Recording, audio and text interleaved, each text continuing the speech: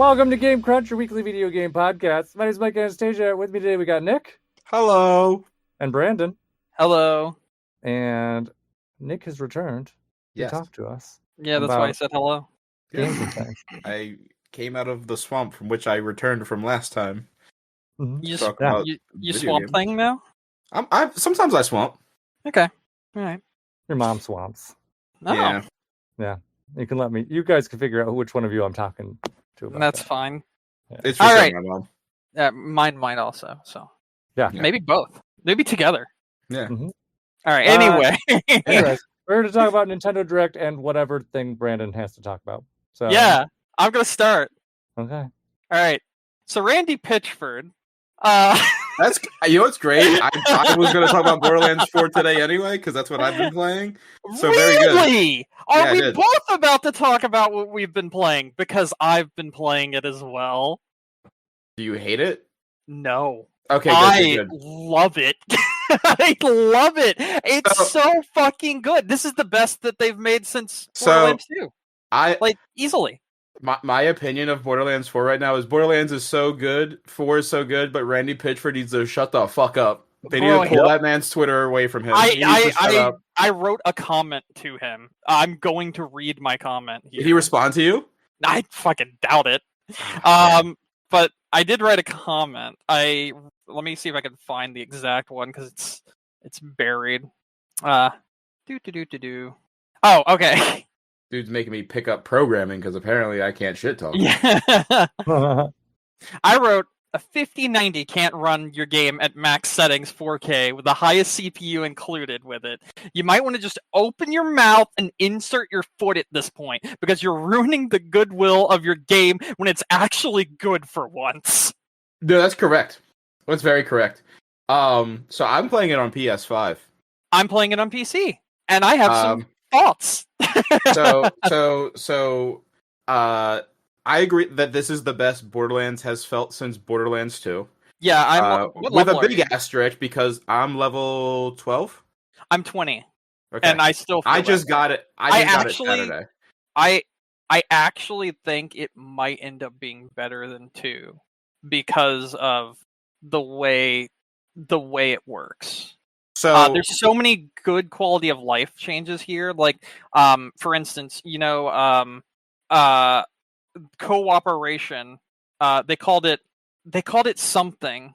Cooperation, I believe, is what they called it for Borderlands 3 and 2. something stupid. Yeah, where you have a competition or you decide amongst yourselves who gets what gear and this, that, and the other when it drops because of dumb shit. That's all gone. You can literally just you get your gear, or you could get other gear dropped from other people, and there's Yeah. no bullshit included anymore. So it's great. It's fucking awesome. The game itself is not yapping at me every 5 seconds and being really annoying like a Redditor. So that's good. I actually laughed at one of the jokes I heard. I did too. I don't remember which one it was, but I laughed at it. Was it the pegging joke? It may have been. Hold on. Yeah. What was that one? It was so I don't know what Vault Hunter you're playing. I'm playing Vex. I am playing Rafa. Main character, whatever character you're playing, main character was talking to another person that you're trying to recruit, Mhm. and they were like, "Oh, well, I didn't peg you as this type of person." He was like, "Yeah, you better think before you peg me next time." And I was like, "That's pretty fucking funny." I think that wasn't said by mine, but I do think he said something to do with that.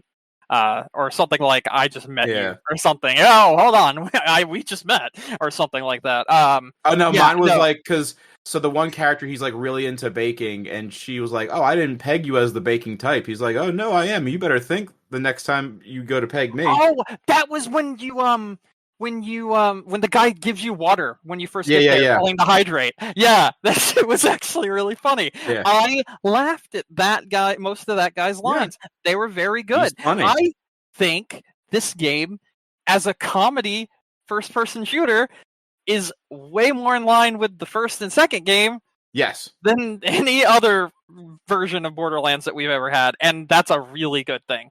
Yes, I agree. I've laughed a few times, like you've said. I've laughed a few times, and I don't find the characters obnoxious Correct. at all. they're fun. Yeah. They're very well made and they're fun. And it's fun to interact with the world and explore it when it No, works. I agree. When they work. So I don't know if you deal with this on PC, but on console there is a memory leak issue, and the game is great for the 30 to 60 minutes that you get to play it before you have to restart it. I'm well aware of your memory leak. I'm also well aware of my memory leak because it's just the game itself. It's not the console. It's not my PC. I will say it's not any of those PCs that Randy keeps making fun of. It's literally his fucking game. So I will say UE5 does suck shit. Yes, absolutely. But this isn't the worst performing game I've played this year. That still goes to Donkey Kong. But I have to disagree because I'm playing on PC. I'm about to say you're playing on PC. Wholly different experience. Yeah. But I do like a lot about this game. I do like a lot of the quality of life stuff. I love that you can junk tag any item you pick up. Yes. So when you go up to a machine, you can just boop, sell it. Yes. That's really cool. The guns feel better. Like way better. The grappling is so fun and smooth. Yep. Dude, this is why I told you before we started. I was like, you're gonna be like, who the fuck are you and what you've done with Brandon? Because you really get the same I like this game.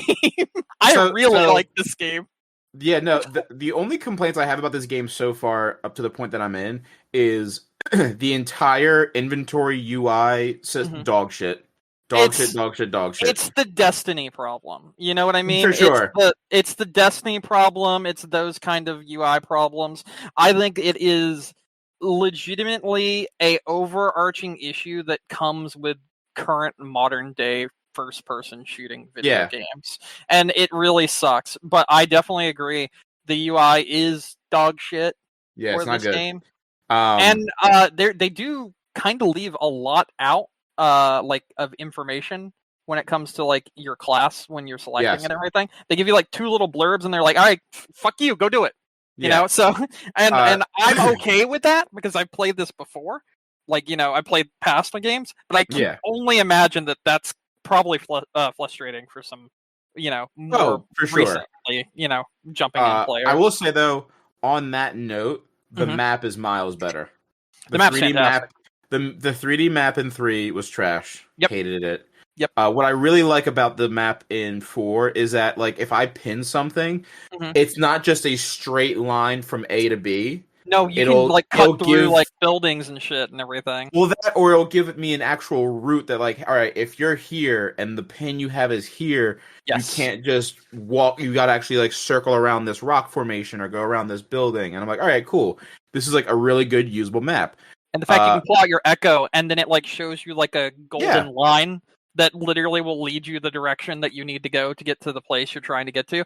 It's so convenient and it's so fun, and it's just like this game feels a lot more open world than past Borderlands, because like every Borderlands has been open world, obviously, but it's been more like, you know, condensed in the past, in my opinion, whereas this feels massive, like just and the world feels alive, absolutely massive, but it doesn't feel like Ubisoft massive where nothing is in it. That's what I was going to say. Well, there's a lot to do and a lot in the world, even though it is so big, and I actually want to do the stuff that's there, and I keep like finding random shit, and then I'm like, I didn't even know I wanted to do this, but I do now, and you know, I've gotten sidetracked so many times. Or I'm walking somewhere and like a random encounter pops up, and I'm like, well, I'm about to go beat this dude's ass real quick. Exactly. No, the world feels alive in a really good way. Like it's the world's a lot more fleshed out than 3's was in any other game, really, honestly. And the characters are not annoying, so I want to interact with the world as well. Yeah. Because a buddy of mine got into Borderlands at 3, and so he loves 3, and I was like, oh, that's a problem. I was like, 3, honestly is the worst between writing, mechanics, everything.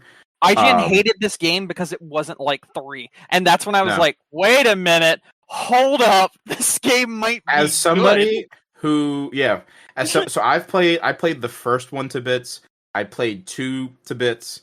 Didn't give pre-sequel a lot of my time because I didn't really like that game too much. It kind of just felt like a weird add-on to 2. And then I played all of Tiny Tina's. Tiny Tina is fun, but it was very rushed. It felt like. Yeah. 2 was great. 2, I think, is my favorite. Yes. 1 feels like it just obviously it is the first game, so it's not that it feels like it. It is like trying to find its identity. So Well- 1's a little like all over the place, in my opinion. I was gonna say I feel 4 feels like a good mixture of 1 and 2 in the sense of like I agree. One really had no personality until the Yes. DLC started coming. I agree. Once the I agree. DLC started coming, they went heavily kind of into like the wackiness of the series. like Adult Swim humor, that sort of shit. Yeah. Yeah. And then 2 kind of ratcheted that up more, and like the goofiness of 2 wasn't always with the writing; it was just kind of Yeah. with the environment, and like all the gun manufacturers now had personalities. hmm Guns had specific things that were like tailored to that manufacturer. Yes. Um, And you get to actually like interact with a lot of those manufacturers in 2. yeah, they gave the original Vault Hunters from 1 actual personalities now. Yeah. And they Um, oh wait, that might be it. Never mind. yeah. I was gonna so, like, say something.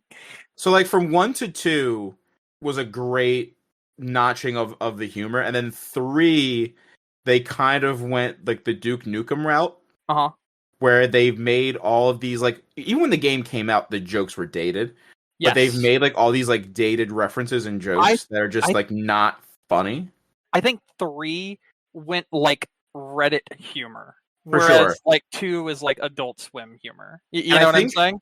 Yeah, and I think for me, because I was talking to this to my friend the other day, I was like, Mhm. I wish for 3, the villains they leaned more towards like the religious kind of like super church vibe and not the Twitch, So much the Twitch streamer streamer. thing. Yeah, but that's Like what that they should have been were, like you a know? that should have been like a thing that Yeah. they just did. Like I think it would have been funnier to have like a mega church on Pandora. Like that's funny. I think that would have been good too. So I will say this, right? It's a very minor thing, if you'll allow me to say it. Of course. One thing that I liked from 3 is in this game, and they even made that thing's writing not terrible. So Is it character? yes, Okay, cool. I won't say unless you want me to. No, you don't have to. I'm very much gonna probably get to that soon. But yeah, no, this honestly like 3 was so upsetting for me as a fan of the series Yes. that like I did not pre-order 4. I was waiting to see what people said Same. about it, like in my own like friend group, not like reviewers and shit. Because like some That's reviewers exactly were what I like, did. I saw one review the other day. It was like, oh, they notched it back too much, and I'm like, no, they needed to. They need to overcorrect. They did. Because 3 was not good. Yeah. But no, I've enjoyed this game a lot since I've started playing it. Mhm. And yeah, it's definitely the best the series has felt since 2. Will Yes. it beat 2 for me? I don't know. That'll depend on the kind of like the long game. Yeah, I know it's a just because very, 2 very long game too. Yeah, Like, well, there's no, a lot here.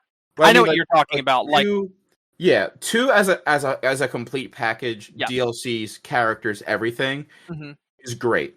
So that's my thing. I like, agree. 3 3 not only needs to or 4 needs not only stick the landing with the main scenario and It side needs to quests and things like continue that. with the It needs DLC. to it needs to continue to be Yeah, good. I So I agree. hope it does. Yes. Um, And right now, the like I best said- thing for 4 is Randy having his phone taken away. yeah, no, Randy Pitchford needs to shut the fuck up because here's the problem, right? Yes. Like He's always He's- the problem. No, for you sure. have no idea how bad it was this time. Like he, Well, I Oh, mean, man. could get it worse. I mean, he said some fucking shitty stuff.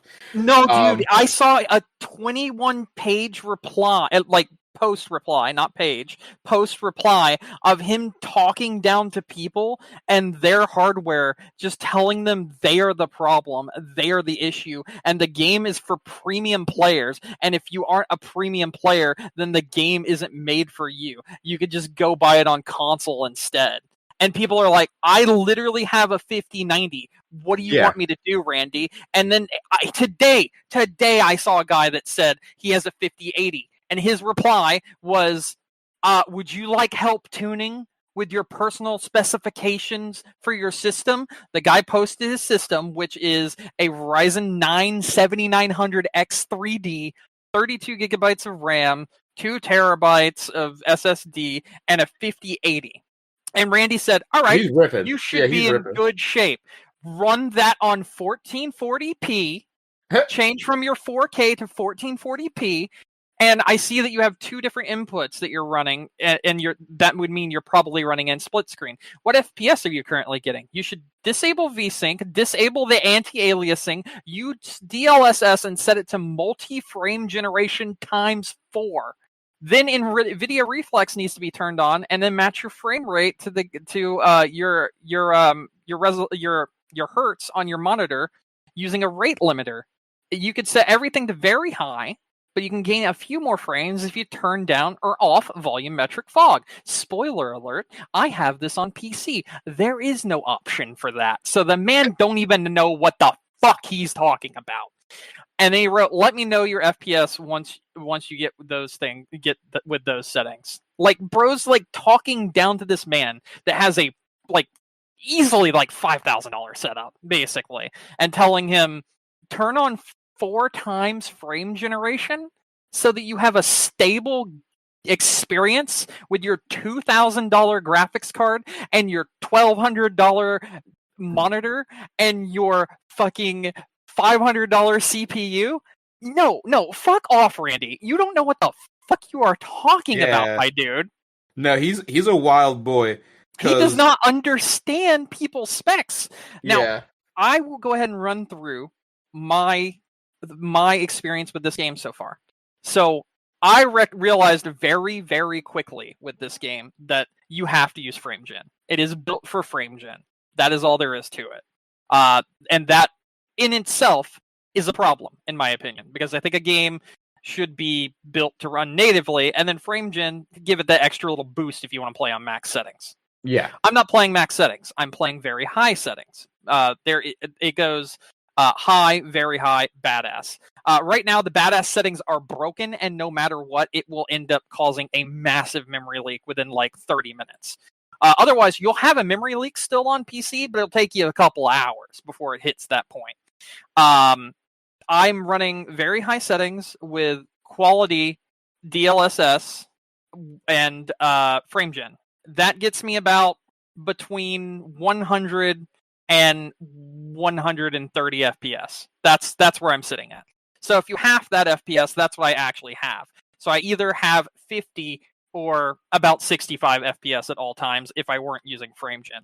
But if I only run it at 50 or 65 FPS, my native FPS instead of using FrameGen, it doesn't feel smooth at all. It's a very big stuttery mess, and it's just not fun to play. So I've just come to terms that me with my 4070 Ti, which is a $600 graphics card, it's probably more like $400 now or $450 now. But even so, people with 5070 Ti's, which is a $400 card as well, and is a brand new card, are having to do pretty much the same thing as me. And then I have to run 1440p and DLSS quality. That's what I have to do. I realize if I want to play the game, that's the way I can play it. And I cannot change my settings, or else it will literally break the entire fucking thing. And anytime you change settings, you need to restart the whole game on PC. With these settings in mind, I've had a far more stable experience than a lot of people that I have seen. So I've actually been lucky for once with my experience. However, like I said, I should be getting those 100 FPS, in native, not in DLSS with FrameGen, because that's just ridiculous at those settings. However, I've really enjoyed my time with the game. I haven't had any issues outside of the fact that this is an Unreal Engine 5 game. So as you traverse the world, you will get stutters, because that's just how the engine is built. And there's nothing you can do about it. And I do have those memory leak, like we were talking about, with your 30 minutes, your 60 minutes. For me, it's closer to 2 hours because of FrameGen and all of my settings dialed back and this, that, and the other. And things just kind of... I was able to change a lot of settings to be what I want them to be, and I have more control over it, so I'm able to control more of when I'm going to get that fucking, memory leak to pop in. And a lot of the time, it's an hour and a half, 2 hours in for me, and I just need to reboot. This is a lot to go through to play this game. But I have been doing it because the game's really good. and it needs to be fixed. It is unacceptable in the condition that it is currently in on PC, and it's unacceptable on console too, because I have seen people that have played the end game of Borderlands 4, and I've seen it drop to as low as 5 FPS on an Xbox Series X. That is insane. That should not be happening, especially on a console. So the game has a lot of issues, and they really need to be fixed. But the game itself, the core game that is there, is worth playing. So the issues need to get fixed because we actually want to play it for once. So that's all. That's all I have to say about Borderlands 4. I think you're really going to enjoy it, Nick. I'm going to get further along in it, and we can talk about it later on down the road whenever we have more stuff to say. Yeah. Unless you have anything else you'd like to add. No, for, like, I'm playing it on console, so I'm not dealing with nearly as much issues as you are. Yeah. Um, Like I said, I'm having very few issues compared to most people because I know how to, dial in settings and shit like that. But I'm used to it, so I can minimize it. But a lot of people, even like benchmarkers I've seen, have just had the worst time trying to do anything with this game. So yeah, no, I mean, Digital Foundry even put out a video on it if you want to. Ooh, I haven't seen theirs yet. They didn't have one yesterday, so it must come out today. But no, like, it's besides the other issues, between just it being on UE5 and everything else like that. Like you said, like the core game itself is very fun, and I'm hoping with updates and whatnot it'll get even better. But it's definitely good. And this is, like I said, from somebody who thought that the series was dead. So I'm happy with it for all intents and purposes. I am pleasantly surprised. It just needs fixing. That's all. Yep. Fine tuning. Mm-hmm. So, but yeah, I will definitely speak more about it in the future. Yeah. Nick, do you have anything else you want to talk about before we move into the Nintendo Direct? No, because that's really all I've been playing. So same. That's fair. All right, let's get into it. There's a whole hour's worth of stuff here. Yeah, there is a lot in this Direct. Yeah, there's a lot to unpack. Do you have a list of everything so I can? You posted it in the chat. Yeah, you mean the list I posted in the chat like 5 minutes ago? Yes. Listen, yes, there is a list. I'm sorry, I was yapping, brother. You're yapping in the place literally where I posted it. It should be right in front of your face. I wasn't looking at Discord. I was scrolling through all the issues of Borderlands 4 while yapping about it. Anyways, so we'll just kind of go through this list. I don't think it's necessarily in order, but it hits all the important things. So, but the Direct did start off with the Mario 40th anniversary stuff. So, obviously, we're not going to talk about every single detail in the Direct because we don't want to talk about like, hey, there's some pictures in the museum. Nobody gives a fuck. Yeah. But they did show off the new trailer for the new Mario movie, which kind of set it up as Mario Galaxy, which I feel like if you saw the first Mario movie, you kind of guessed that's where it was probably heading because it seemed like a Mario Galaxy kind of destination was imminent with how many Lumas and stuff were in there. It looks fun. I enjoyed the last one, so this will be fun. It comes out in April or something. So look forward to that. All right.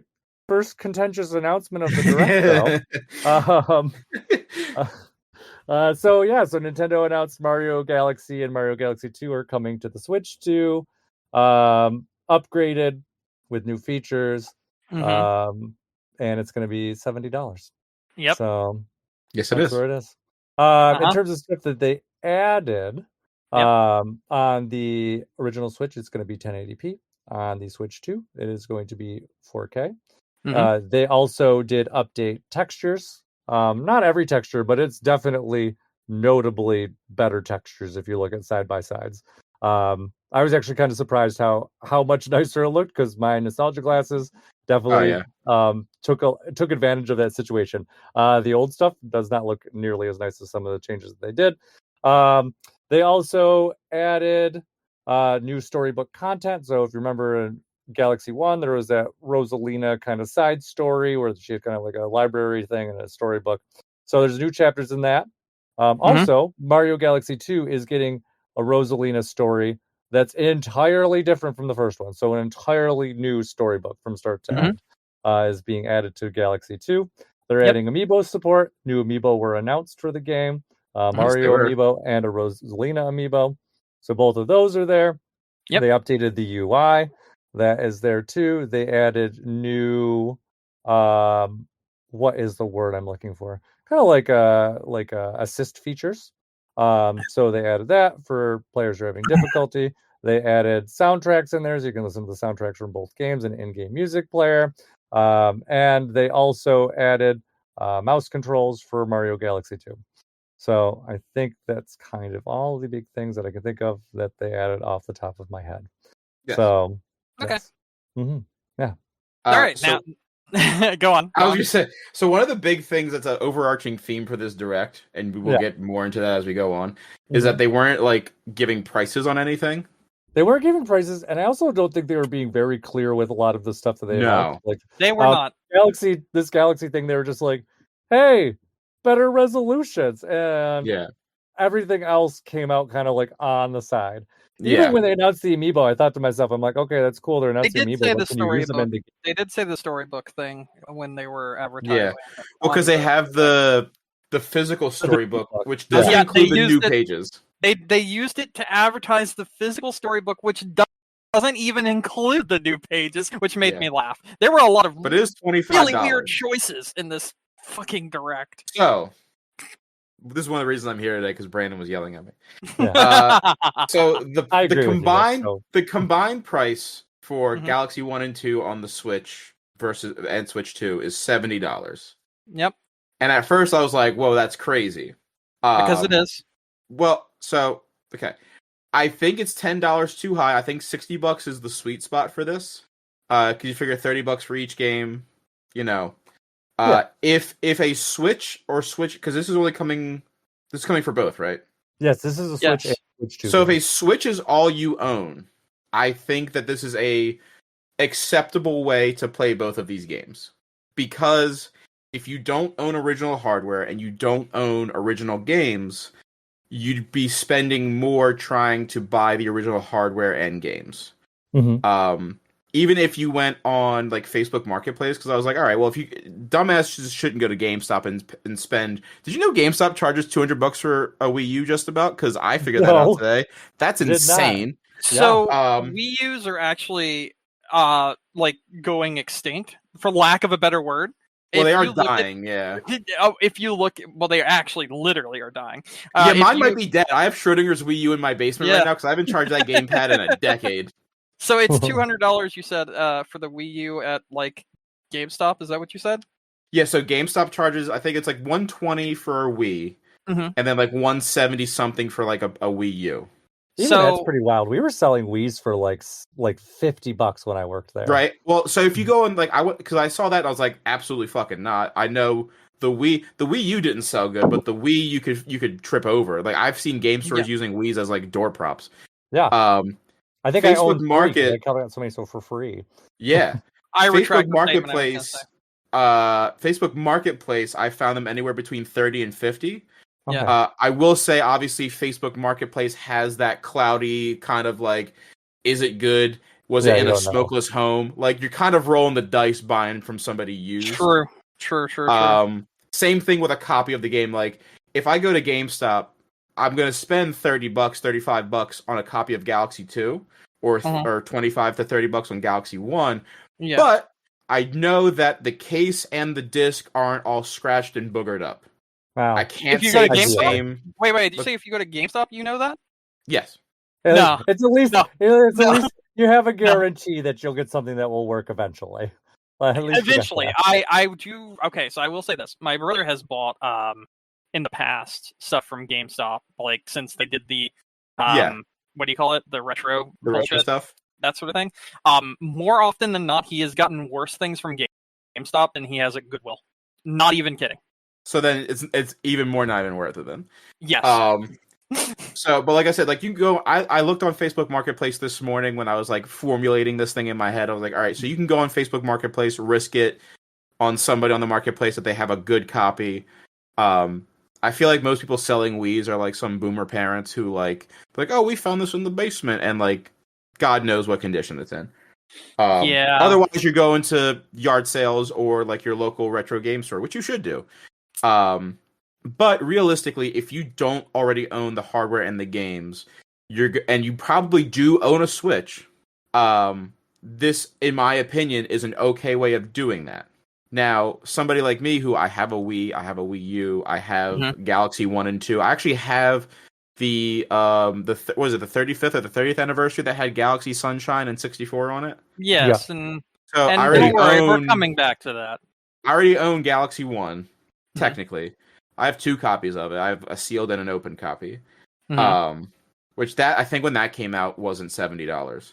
But I also don't think they did much to those games. I think it was 60 when it came out. Yeah, they didn't. I don't think they touched up much.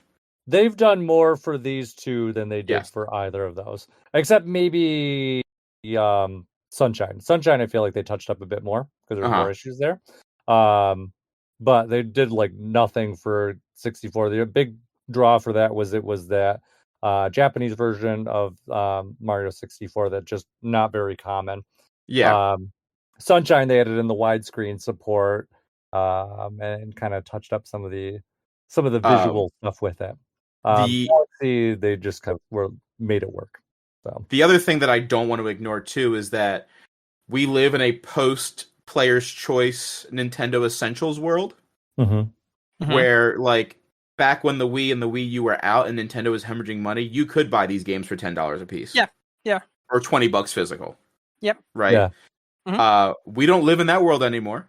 You're right. Nintendo is money hungry. We all know that. You're right. So unfortunately, like myself in 2008, I was too busy trying to pass algebra instead of buying property. That world doesn't. So contextually, yes, like it sucks that these games are like $60-$70 when back in the day Nintendo used to offer them for like not even like over half of a difference. But that's not the world we live in anymore. And even if you want to go back and try and buy the original versions of these games physically, they're not $10. So I feel like for somebody who's never played Galaxy before, but definitely has a Switch or a Switch 2, which would be people who are younger than me, I feel like this is fine. Will I be buying this? Most likely not, unless like March 10th, Mario Day, they come out and they're like, hey, it's on sale for $50, then maybe I might bite. My main issue with this collection is the amiibos. So each game digitally, Mario Galaxy 1, Mario Galaxy 2, if you're to buy them separately digitally, is $40, which you're in your head, you're like, but wait a minute, together that's $80, physically it's $70, that doesn't make any sense. You're right. The amiibos, you get a discount if you get them together. The amiibos are $40 a piece. Yeah. Why are the amiibos for the game the same price as the game? That's a problem. Yes, and they're not like that's very true. They're not compared to the rest of the amiibos that they showed off during the direct. They're not as detailed. They don't really have much going for them. They are regular plain Jane amiibos, and what's crazy these are is $15 amiibos that they're charging $40 for. So the thing is, just a month ago, we got our Donkey Kong amiibo that came out for Bonanza. That was $35, which I thought was high at that time too. But now we've cranked it up even more. Price, I feel like it's a little bit of price gouging because they're like, oh, it's Galaxy, all these nerds are going to want it. Can I say something that might actually happen, which would be wild if it did? What's that? The reason the amiibos are more expensive is that's how you get the extra pages for the Rosalina book. No, I don't think they're going to do that. True. They already said what the amiibo do, and it's okay. not that. All right. Okay. I haven't seen what they do. I was just saying, if that is what they're doing, that would be insanely bad. Well, other issue is they give you like a 1-up or something. It's not anything that's like you're not missing anything if you don't get them. Yeah, so they are. I will say they are bigger. Like this is kind of like the much like the Street Fighter amiibos. These are larger sized amiibos than the standard ones. I'm ripping the Band-Aid off right now. I don't care. We saw the fucking Metroid Prime 4 Bike Metroid amiibo, which we'll talk about later, which is also $40 and much bigger than both of these, and also way much better. Cooler. Yeah. Well, so my other thing is that the regular Rosalina and Mario amiibo that have been out for probably, I guess at this point, damn near 10 years, will do the same thing. Yep. Yes. And you can still get those amiibo. Yes. Same thing with, we'll talk about them later, but the Kirby Air Ride amiibos. Like, the old Kirby amiibo that was $15-$16, like that you can buy right now, will do the same digital thing as these amiibos will. So that's my issue. I don't so much care about the price of the games. Like, you're getting some nice quality of life stuff in one nice little package. Yes. And like, I think that used or heavily discounted, like from new, I think this is a great package, especially because, like, and this is where Brandon might get a little mad at me. People, specifically in the Nintendo world, always clamor for older stuff to be like re-released and put out for a reasonable price. And then when that comes out in a they're like, hey, this is kind of like a fuck you price. Like, hey, it's out. You'll pay this money because you've been asking us for this for years. That's true. People kind of get annoyed by it. I'm like, well, you can't have it both ways, because Nintendo obviously knows that there's a demand. Well, Nintendo knows there's a demand for these products, and then they take the product and they're like, all right, well, we're going to make it look nicer. It's going to perform better. We're going to put all this extra stuff in there. We're going to charge this price. This is what you wanted. Yes, type thing. And now I still think, like I said, I think $70 is too much. I think $50 or $60 would have been $60, sweet spot. $50, I'd be like, all right, they're being a little generous. But yeah, $70 is too much, and I do think for a lot of their games, the $70 price tag or the elevated price tags haven't been they haven't cashed in on those promises, right? Donkey Kong was $70. And it does not, it's a fun game, it's a very good game, but it does not perform or back up that $70 price tag. Yes. Same thing with Mario Kart World. Mario Kart World is a great game. Do $80. I think it's worthy of an $80 price tag? Nope. Fuck no.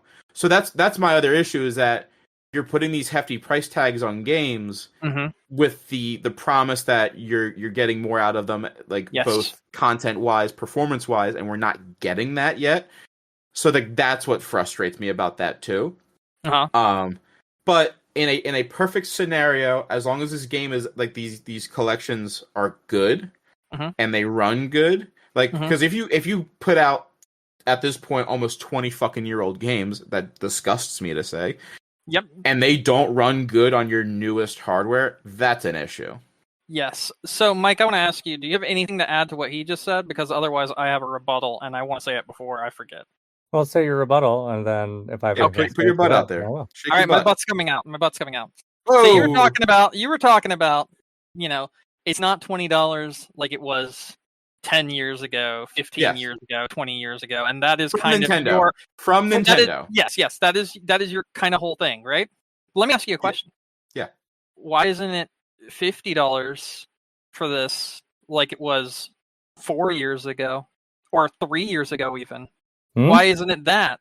Do I need to remind you that we have already had a remake within the last 3.5 years that was in the Mario All-Stars collection, 3D All-Stars collection, that they then took away from us after charging $50 for multiple games? Not 2, but 64, Sunshine, and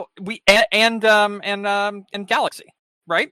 Which we also asked when that game came out, why is Galaxy 2 not here? Well, we have our answer now because they wanted to resell us everything at a higher price than we originally paid for it. I do think it's weird that it's a combination of Galaxy 1 and 2. I will say that. Why not just be Galaxy 2? But yeah, I think they did Galaxy 1 and 2 separate. But my thing is, who did have the other one, they could just pick up Galaxy 2. My thing is, right? If you look at this game, this is a Switch and Switch 2 game. Not a Switch 2 game, right? Switch and Switch 2 game. That's what this is.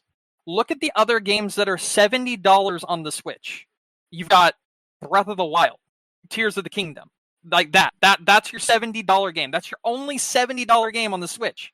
Yeah. And then you have an upgrade to Mario Galaxy 1, which isn't even getting as big upgrade as the Switch 2 version, but the Switch 2 version doesn't cost anything extra, which is totally fine. I think the game should have been $60 on the Switch, first and foremost, if they were going to do anything. But I actually think the game as a whole, if Nintendo wanted to be greedy, this game should have been $50. That's the price point.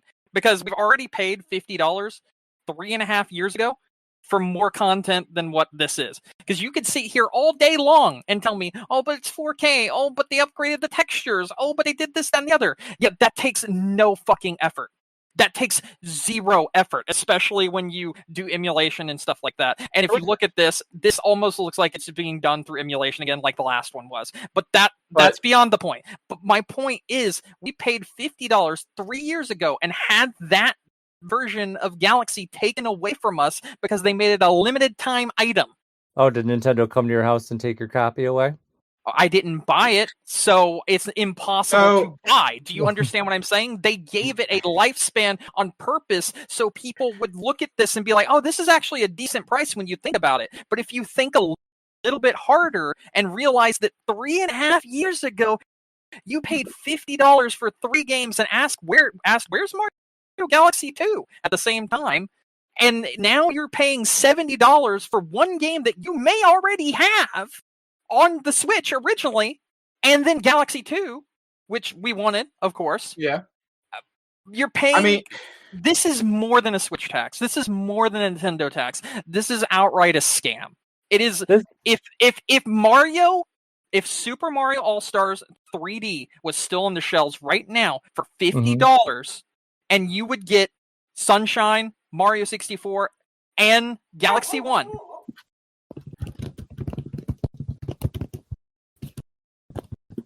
If that was on the shelves right now, and you had the option of, for $50, getting Galaxy 1, Sunshine, and Mario 64, and it was never taken off the shelves, and it was never taken off the eShop, you would look at this price and say, this is a ridiculous price to ask for a game that I already paid for, that has very little upgrade, and for the game that should have been on this in the first place.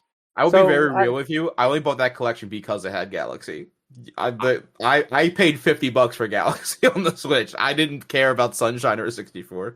Yeah, my I think point most is people the amount. did too, My point is the amount of content that you had the you're option right. of getting, and if it was still on the shelves right now, that you would still have the option of getting, is more than what this $70 collection. You're right. Offers, especially if you only have the original Switch. If you only have the original Switch, I would literally say this is a scam. Oh yeah, no, I wouldn't. On the original Switch, this is not a buy. This gets no big booms on the original Switch. I mean, I guess it depends on what you're looking for. That's what I would say. For sure, but I guess at the same time, the I option of buying Galaxy still on the shelves, or for I think it was $30 on the eShop. At one point, I think that's what it was, right? For the Mario 3D All Stars? No, sorry. I'm getting confused. My bad. I was getting confused. Don't worry about that. It was $50 on the eShop for Mario 3D All Stars. That's what it was. I thought there was a sale for some reason, but I got that confused with a different sale. My bad. If you had the option of walking up, if you have the original Switch, and getting Sunshine 64 and Galaxy 1 for $50, or just getting Galaxy 1 and 2 for $70, I know what looks more enticing. And it's not a upscaled 4K version that you're not even going to see on your original Switch. And I don't know. I'll be honest, I'm kind of with Nick on this one in some way. Well, I don't think this is what Nick was saying, but you know, if you're going to present me a stack of like, hey, here's a barely upgraded version of Mario 64, Mario Sunshine, and Mario Galaxy, versus a collection of like Galaxy 1 and Galaxy 2, which just has their HUD and some text elements upgraded, and no, you're right. Some new stories. That's those not two games are much better than the other 3 games. Oh, yeah. Like I would take them in a heartbeat over the other 2. But my other thing with Brandon too is the $70 price point, no matter what we're talking about here, is ridiculous. Yeah, it's I insane. think this game should be between $50 to $60 max. Yeah, and $70 the last part I want to say about this is, and I'm stealing this from a YouTuber, but they were 100% right, and I feel the exact same way. Right? We're talking here about the upgrades to Mario Galaxy 1 and 2, and the 4K upgrades and the text upgrades and how great it looks and everything. Yeah, we already paid $550 for a 4K console. Why am I paying more money to have 4K games on it? No, you're right. You're absolutely right in that aspect. But again, that's why I said I think the price point of this game in general is way too high. And there's another game that was announced immediately after this that I also think the same thing on. For $70, I'm not buying this. No, for it's $60, ridiculous. I would think about it. For $50, I'm pulling the trigger.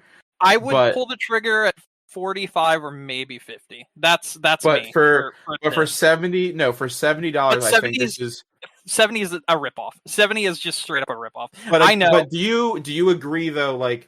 Obviously this is a very different situation for you, me, and Mike because we went through all of these generations. Yeah. If there was somebody that I knew who had never played the Galaxy before, and they're like, "Hey, should I buy this?" I'd be like, "Listen, I wouldn't buy it for $70. But if you really want to try the game out, wait for a sale. If you have Best Buy rewards, use that. If you can try to knock down the price at all, I would still say this is probably the best way to do it. I would say that Galaxy 1 and 2 are fantastic games. I 100% think no, they're but amazing I'm games. saying if you can get that price point down lower, if you can wait a little bit and maybe get it on eBay or something, that's what I mean. $50, maybe 60, then yeah, absolutely, I'm okay with that. I think this because you got to take into account tax. You're almost paying $78 for Mario Galaxy. No, you're right. That's framing insane. I'm trying to get at the thought process of somebody who, maybe the Nintendo Switch was their first console. I would ask them. I would ask them: are there any other Nintendo games coming out that you are interested in that are at this price point? Because you look at something you look at Metroid Prime 4.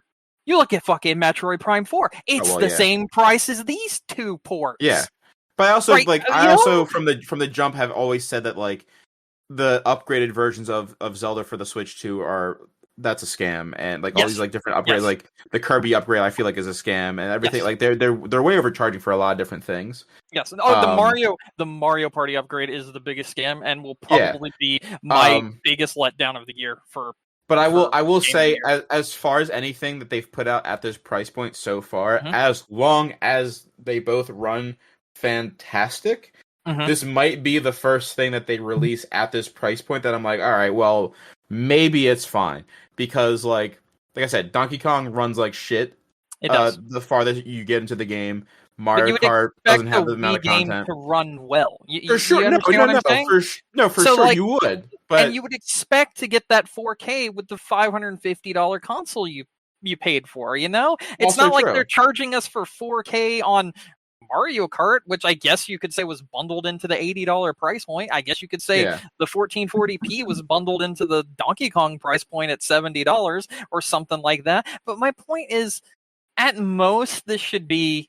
I will be fair, and I will say at most this should be a $60 game on the Switch 2 because they like to do their $50 on the Switch 1. At most, that's I could agree with. Should be. That's what should be. I could 100% agree with that. Yeah. Like I said, the price point of the game itself isn't necessarily what 100% pisses me off. It's the pricing of the other things that came alongside of this, like the amiibo. Oh, we've got so much more to talk about. Things of that nature. We're gonna have and I was gonna say, if I could switch to the next game, why is Mario Tennis Fever $70 Yeah, great question.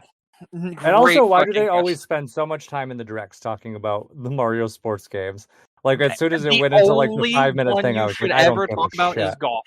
You talk about Mario Golf. If it's a good Mario Golf, that's what you can talk about. Nope, none of them. It's a waste of time. Do that stuff separate. Nobody wants to waste 5 minutes of their life during a direct to hear about the finer points of Mario. Mario Golf. Okay. When you say it that way, I meant if they were going to introduce here's no, because you know what I would have paid $70 for? I would have paid $70 for Mario fucking Baseball. I know a lot of people thought that was what it was going to be. For Mario Baseball, dude. Are you fucking kidding me? There was another new render of Donkey Kong recently playing baseball, and everyone thought they were going to do a Mario baseball game. Yeah, you know what? This tennis game. You know what? I might pay $70 for Mario baseball. I'm a little bit of a sucker for that one. Are you kidding? Or if it was a better Mario Golf, I might. If I think Toadstool Tour upgraded $70. Yeah. I don't know. I think my favorite part of the Fever trailer though is Donkey Kong being like, "Damn, I got more fucking kids I gotta watch now. This sucks." Yeah, no, not why. I think I would have paid for an upgrade to Aces before I would have bought this for $70. Yeah, I think I would have paid Nintendo to not make this game. Honestly. Fucking wild, dude. When I saw that, I was like, "You are jerking me off, Nintendo. What do you mean 70 American dollars for a game that I maybe play for 10, 15 minutes at a time?" Yep. Crazy. Yeah. Insane. No, I agree. All right. Next, they announced the Super Mario Brothers Wonder Nintendo Switch 2 edition upgrades. This has the feeling of the Mario Party upgrade, where it's just something that you can't do online, which was something that happened with a lot of the Mario Party stuff, as we've talked about already. And they've already confirmed that most of this, if not all of this, is local only. So meet up in Bella Bell Park. They're in the room with me. I don't need to meet up in that park. You know, shut up.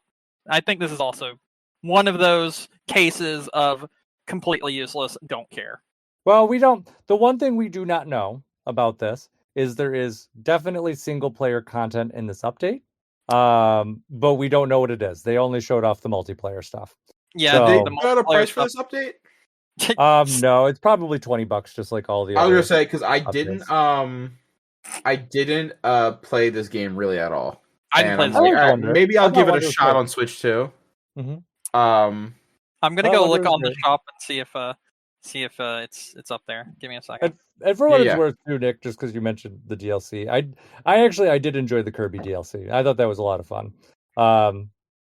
Because they added, I think, 12 new stages, some new bosses, Yeah. whole, I don't mode. I don't know what's going on with Nintendo, but I just went on their eShop and they have Unreal Engine 4 for sale. Oh, there you go. Oh, all right. Well, all right. Fuck you, Randy. I'll make my own Borderlands. I'll fucking make my own Borderlands. Now look at this. I'm gonna send a picture in the general chat. Just you can buy Unreal Engine 4 for $39.99. Oh, it's fucking Final Fantasy VII Remake Integrate. Yeah. Yeah. I did I was tempted when they were like, "Oh, you can buy the talking flower." I was like, "That's kind of funny." I don't like its voice. I really don't like its voice. No, absolutely, but I think that's the charm of it. Is like if I just had this thing in my house, the idea would be I'm gonna buy one and I'll tell my partner, "Hey, listen, this is the last time I want to see this thing. I want you to hide it." And I want to walk through my house randomly or something. Yeah, too, so. I want to walk through my house and get the feeling that I have a Furby in here again. Bro, you're gonna have like a fucking schizophrenia minigame? What are you talking about? Can't be already worse than it already is. We're okay. Yeah. So I don't know. Talking Flower will be interesting. They said that will be up on, I don't know, Nintendo shop at some point in the spring. Yeah. Will be interesting. I like Wonder. I'll be interested. I'll probably see what they have. I thought they already did like a visual upgrade for this, but they did. Yeah. I think they did like it runs better on Switch 2, but like it was never like a full Switch 2 edition. I would love to see, because I haven't looked them up, the sales numbers for Wonder, because I would venture a bet and say it did not sell as well as they wanted. I feel like it didn't. Because I feel like most Mario games get talked about for like a hot minute. Yeah, that's just gone. So they said as of March, came and went. As of March of this year, it has sold 16 million units. Oh, well, fuck, egg on my face. Yeah, holy shit. That's a lot 16 million? That's nuts. Yeah. Yeah, that's actually crazy. Okay, so definitely did not underperform. Well, fuck me. Well. Yeah. I don't know. Nobody in my circle really talked about it for long. No, nobody really did. I mean, I feel like everyone was like, "Oh, it's nice," and then it just dropped right the fuck off the radar. Yeah. I feel like that's the problem with a lot of Nintendo games lately. Like they show up and someone's like, "Yeah, it's pretty good," and then it's just gone, and it's like, "What the fuck?" I do like that they added the Wonder stuff to Tennis Fever. I thought that was pretty neat, but also like again, we're kind of getting lost in the weeds with that. I don't know, but if it's not too much money, Fever maybe I'll feels like give it a game that was made for the people that bought Welcome Tour Day 1. Yeah. I didn't. Just so you know, I thought about it. I did. Okay. What else did we get? What other things? I don't know if you guys were done with Mario. Next thing that's on why is this on the list? This is like the last thing. Let's skip I told this. you it wasn't in order. It is out of order. We'll come back. We're just doing it in order because who cares? It doesn't matter. That's true. Everybody knows what this at this point. Yeah, at this point, it's not like we're trying to like build up to surprise. Yeah, so Fire Emblem Fortune's Weave, that was Nintendo's kind of outro game for this. I mean, it's a new Fire Emblem game. I mean, really, do you guys have a lot to say about this anyways? It seems like it's more Three Houses. People who analyzed made it sound like it actually might either be a prequel or a sequel to Three Houses. The Colosseum was fucking cool. I was going to say, I'm excited for this. I skipped the last one where the main character looked like a tube of Aquafresh. It was bad. It was awful. I love Three Houses. I love Three Houses, so I will keep my eye on this one. It's funny because when the trailer was rolling, I was like, that kind of looks like the weapons that they gave you made of bone in Three Houses, and then at the end they were like, here's Sothis, and she's a mommy now, and I was like, whoa, what the fuck's going on here? So I think this will be good. I think I'm hoping this will be good because, like I said, I like tactics style games, and I played the fuck out of Three Houses. So like to absolutely, and it's funny. That's kind of how it seems to go when I play Fire Emblem games. I get absorbed into one, and then the next one I just skip altogether. So this will be on my radar. I can't wait to learn more about it. I assume it'll probably come out like November next year. Like it's a far ways off. If I had to guess. Yeah, probably. It's hard to say with Nintendo sometimes. A lot of times they like to, after I think Metroid Prime 4 and how fucking long that's taken to come out, I feel like they have been trying to announce things much closer to the release date. Yeah, most things get announced less than a year out, so it's my guess is probably more a summer game. I think that's when Three Houses came out. That's what I'm gonna guess. That's where I'm placing my money. But I'm excited for it. But after Engage, like I don't know, I'm not as excited as I could be because Engage just was the most deflating Fire Emblem game. I think Engage was awful. I ended up buying the Fire Emblem Warriors game to wash the taste out of my mouth after that. Fire Emblem Warriors game was a lot of fun. The second one, whatever it was called, I don't know what the fuck's called. Yeah, the Three Hopes. Katie had bought the Colgate toothpaste game, and then she refunded it like very quickly. Yeah. So we'll see. But listen, cautiously optimistic. So all right. Next thing on this list, Metroid Prime 4 finally got its release date, and people lost their shit about this motorcycle. Yeah. Not in a good way. I don't know. The internet just seems to think that this game's fucking broken. Yeah. I have thoughts. Yeah, I also have thoughts. Yeah, I also have thoughts. A motorcycle, super cool. That desert. That is the most Ubisoft-ass desert open world area I have ever seen, and it makes me worry a little bit, just a little bit. Okay, we've seen about 2 seconds of it. But I believe in retro. You need to understand something, right? You need to understand something, Mike, right? We're very clearly traversing on the motorcycle from one point to another because you pull into the cave in the video, meaning that you drove there on that motorcycle. Obviously. So me and Nick had this conversation about Borderlands 4. There are a lot of games where there is nothing in between the traveling. Mm-hmm. And it feels more just kind of like busy work. Like this didn't need to be here. And it just feels like it's trying to, fit into a nice little hole, like it's like we need some kind of open world element here because everyone else does it.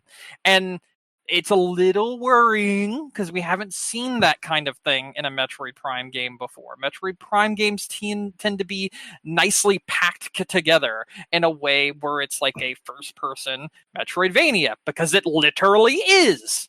And because of that, I don't know how I feel about the open world aspects. So that's my thing. We don't even know if it's open world. It literally could just be like Hyrule Field.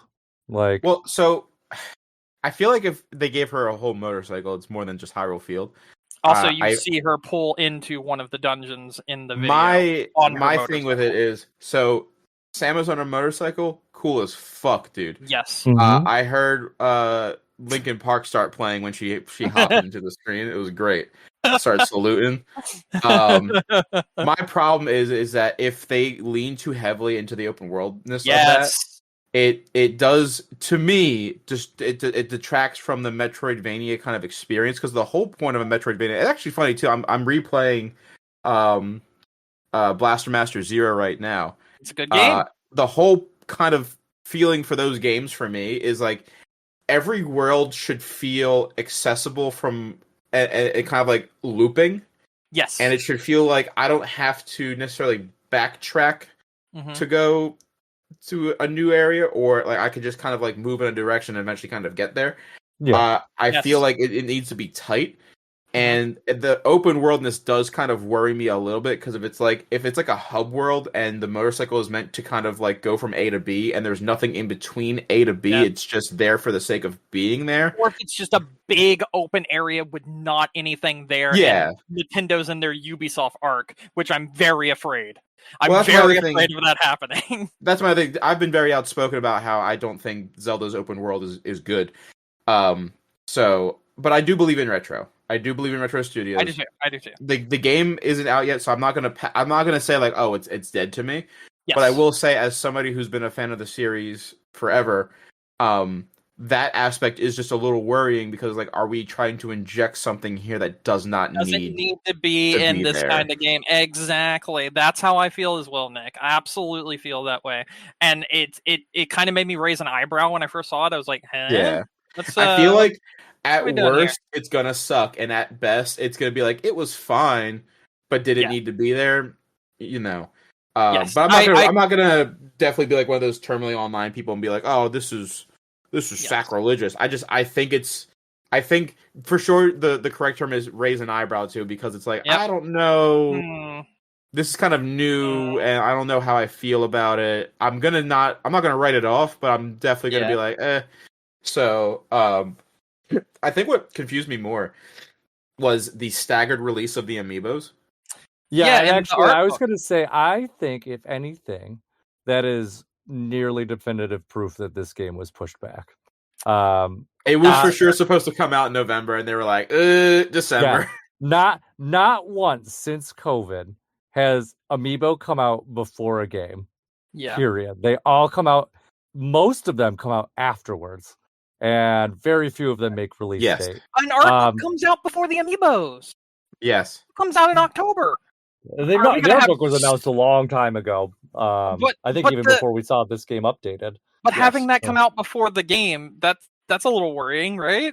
Like, the art book was originally scheduled for the summer. So I think, like I said, I think that Metroid probably shifted dates twice.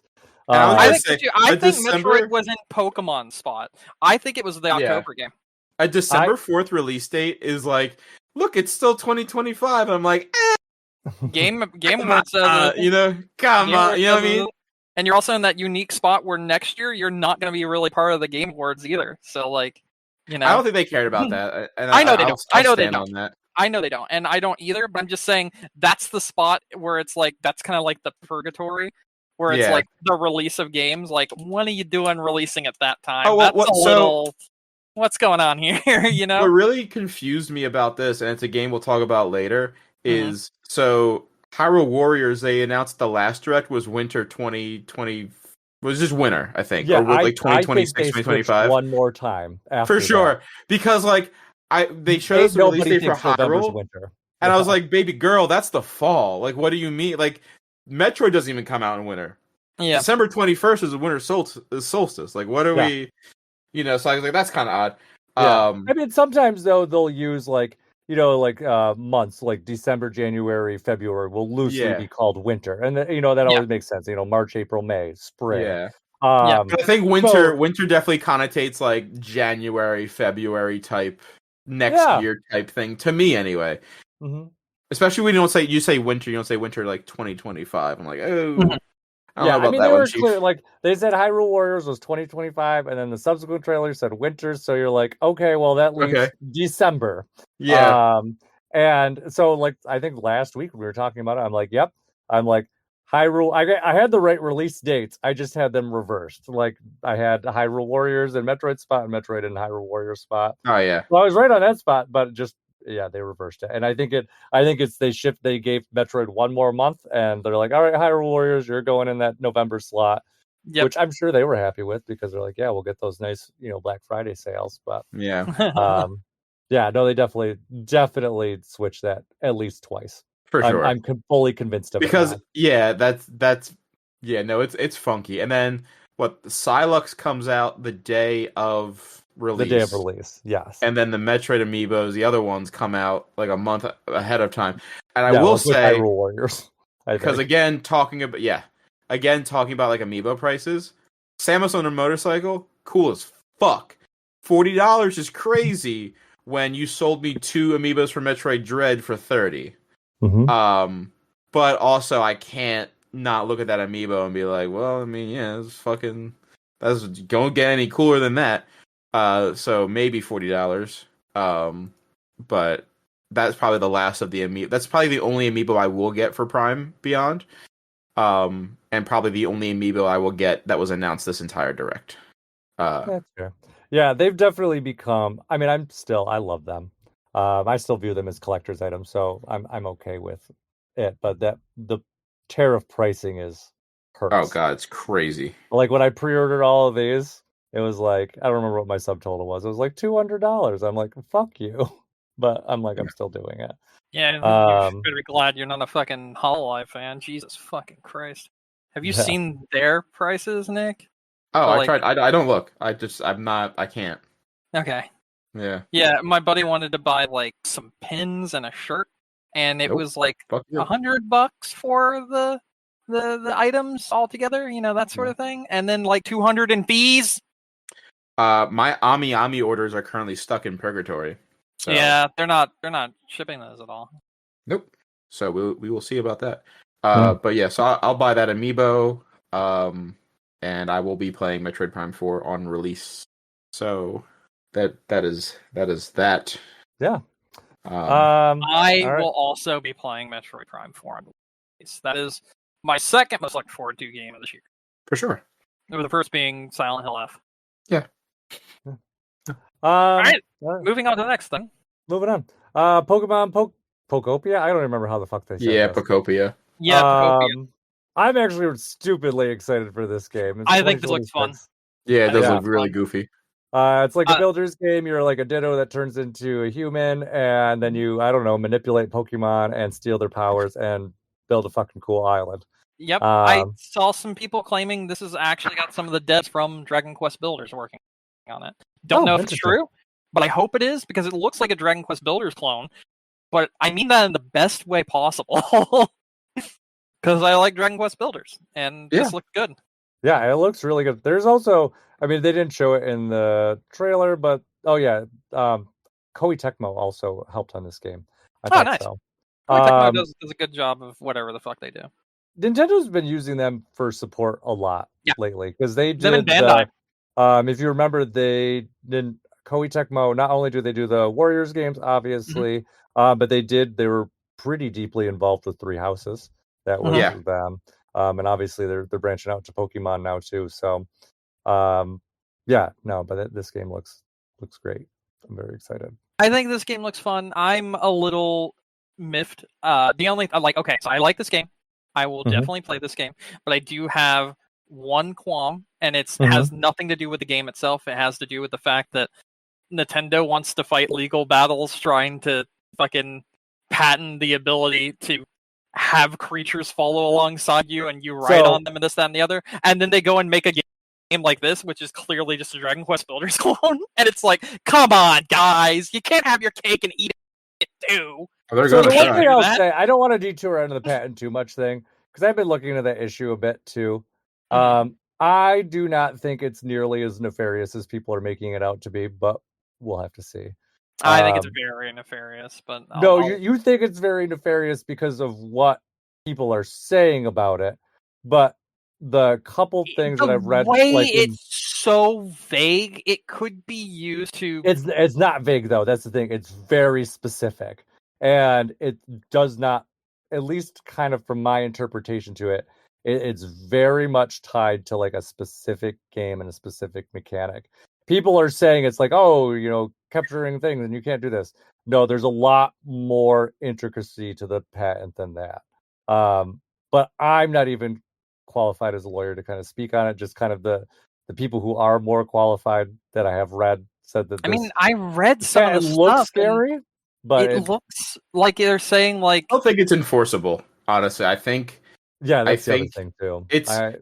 Yeah, it's definitely not enforceable. It looks like it falls under the like for instance something like fucking Diablo and like a pet class.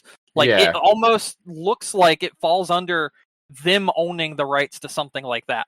And the way it is described, yes, it is described in a very specific use case, but the way what they are describing is a very vague and specific gameplay thing that has been part of video games for decades, even well before Pokemon. And that is where my fear comes from with that, because they could retroactively, if this was something that they went on their like massive villain arc and tried to get this fully enforced, ruin so many games. Because you're right, but like I said, I don't think it can be fully enforced because I agree with you, Brendan. Obviously, I think it's just for. I think it's very vague, World, and I think shit, but I think it's vague in the sense of like. Because the day it came out, me and my friends were like, "Well, does this include Persona? Does this include Final Fantasy? Does this include Yu-Gi-Oh?" Shin Like, Megami Tensei, Yu-Gi-Oh. There's a lot of different things that you're like, "All right, I don't think this is really enforceable." I think the letter of the law for that needs to be kind of tightened up to specifically like Pokemon type games, if that's what they want to get at. But even then, still, I feel like because it says like creature catching games, but demons are creatures. You know, so yeah, like it almost comes down to like, well, what do you consider? Persona, you know, yeah, like, what's considered a creature? What's considered what's considered this? What's considered that? And I feel like it's just I don't know. I'm not a lawyer either. It so seems like a slippery slope that could be very damaging to the gaming industry as a whole. Yeah, if it is enforceable, that's the key word. And there's a lot of nuance there too. Like the patents filed for like 2023, I think is what it was. So. My understanding would be like anything that's kind of like existed before that, obviously could challenge that patent because it existed beforehand. And that's what happens a lot of times when we see like patent disputes with, say, like the Wii or like the Apple Watch. Where, you know, people will put up products and they're like, well, we already made this, so you can't patent this. So you run into a lot of those issues. But like I said, a lot of the nuance, like, from everything I've read, because it's really easy to get sucked into like the internet kind of like, you know, frenzy, and especially with Nintendo lately, a lot of people are very much on edge with them as it is, especially with the Power World stuff. But this really just seems like it's not anything that's going to amount to anything, but just the timing just is flipping everyone the fuck out. And the other thing is too, the patents are only good for a certain amount of time. Like, you know, if they're talking about like, oh, capturing monsters and stuff, like, and they applied it retroactively to say like the first Pokemon game, like this patent would have already been expired. So like it's really, like I said, it's a lot of nonsense. If it ends up becoming any legal thing, I would be shocked. I do think this is just people getting upset for no reason, and because we've not seen them. If they put it out and then they sued someone, sure, like lose your shit, like understandable. But I think this is just them like covering their bases and then, you know, just, you know, doing something. But I don't think it's going to amount to anything. So, nope. Yeah. We'll come back to this whenever something happens. Yeah. I will say, if you guys are cool, speaking of Pokemon. It's next. So let's move on. Why the fuck? Okay, so we got a DLC announced for Pokemon Legends ZA, and if you're saying to yourself, hey, that's kind of weird, is that game out yet? Nope. Doesn't come out for another month. But we already have a DLC for Mega Dimension, Mega Evolution bullshit. This was the first thing in the Direct. Oh, not the first thing, but this is like one of the biggest things in the Direct that in my mind, I'm like, yo, fuck out of here, Nintendo. Stop announcing. Like, you're announcing DLC for a game that hasn't even come out yet. That's crazy. The game's $70 and the DLC is $30. It's $100 game. It's a $100 game. But the thing is, though, you're about to say this is done by Ubisoft. This is done by 2K. This is done by yada. Brandon, this is done by the Pokemon Company. They've been doing this for years. This is nothing. This is not the Pokemon Company. This is Nintendo. This is not the Pokemon Company. They literally did it with Scarlet and Violet. We knew about all the DLC beforehand. That was from a leak. They didn't announce the DLC until after the game had released. It was literally like 3 months after the game released that we got announced DLC that didn't come out for another year almost. And Nintendo's done this for a long time. 3 months before that. This is a Nintendo announced the DLC for Breath of the Wild before it came out. And that game came out, what, 10 years ago? No, like, this is not anything new. Yes, they did. I actually just looked this up the other day. Like, they legitimately did. But they announced... also, they did it for Xenoblade as well. I think for Zelda, it wasn't just they announced, like, they didn't, like, show anything. They was like, hey, this is coming down the road. For Zelda, I don't think they did. For Xenoblade, I believe they showed off stuff for Torna, but my memory's hazy. But they did at least roll out the road stops. I mean, really, what this Mega Dimensions thing is, it's just basically a Pokemon season pass. That's what it is. They're like, hey, here's our roadmap for where things are, and you're gonna be like, hey, Mike, but the DLC comes out on the first day. You know what DLC comes out on day one with this? Fucking costumes, like, not content. There's story content, and it sounds like it's coming out next year. They're just announcing it early. And also, the other thing with this is this game has been massively delayed. Like, it was supposed to come out at the end of last year. So they probably legitimately have been working on the DLC in tandem with this game, because that's generally how the game processes work. You kind of have a team that kind of separates out and works on DLC at some point, and they probably just were much more efficient at getting their shit done. So this DLC for Mega Evolutions and this, that, and the other, which the game revolves around, that was worked on before the game came out and announced before the game came out, isn't in the game for what reason? Is it just so they can charge us $100 for this game? Because that's what it feels like. Okay, you know what? You could say that about all the Pokemon stuff, though. This is a normal Pokemon thing. Like, no, it's not. Yes, it is, Brandon. Like, the DLC for Scarlet and Violet, they literally were like, "You want the mythical Pecha? Go fucking pay for it." Like, they do this all the time. They've been doing this since the beginning of time with Pokemon. Like, think about even back to like the Game Boy. That's one character, not the entire like. Oh, we're going to build a whole DLC around this Mega Dimension, this extra dimension thing. That when Mega Evolutions is something that the whole game is supposed to be built around in the first place. I don't know, man. It just feels. This feels legitimately, and you've bitched about it, and everyone else has bitched about it, and I think that when it comes to Nintendo, and they do the same thing that we've complained about other people doing, that we should not be fucking hypocrites, and we should still bitch about it. If I'm going to see a gold edition, if I'm going to see a this edition, if I'm going to see a that edition of a Ubisoft game, or a 2K game, or Grand Theft Auto 6, or fuck all, whatever, and I'm going to complain about that, then I'm going to complain when Nintendo decides to disguise that by being like, oh, by the way, you can buy a $30 DLC the first day also. If you want, you'll get it eventually. It's just like a Borderlands Seasons Pass. It's just like a Season Pass for fucking, your Assassin's Creed games. It's just it is. I don't think anyone's disagreeing with you. I'm not disagreeing with you. That's literally how I said it. When we started this segment, I said it's literally just a season pass for Pokemon, and they've been doing this for generations. They don't normally do this. They don't normally do DLC for Pokemon? Nope, they do DLC for Pokemon. They don't normally announce it and show some kind of thing, a teaser for it, and be like, and you could buy it at launch. They don't normally do that, is what I'm saying.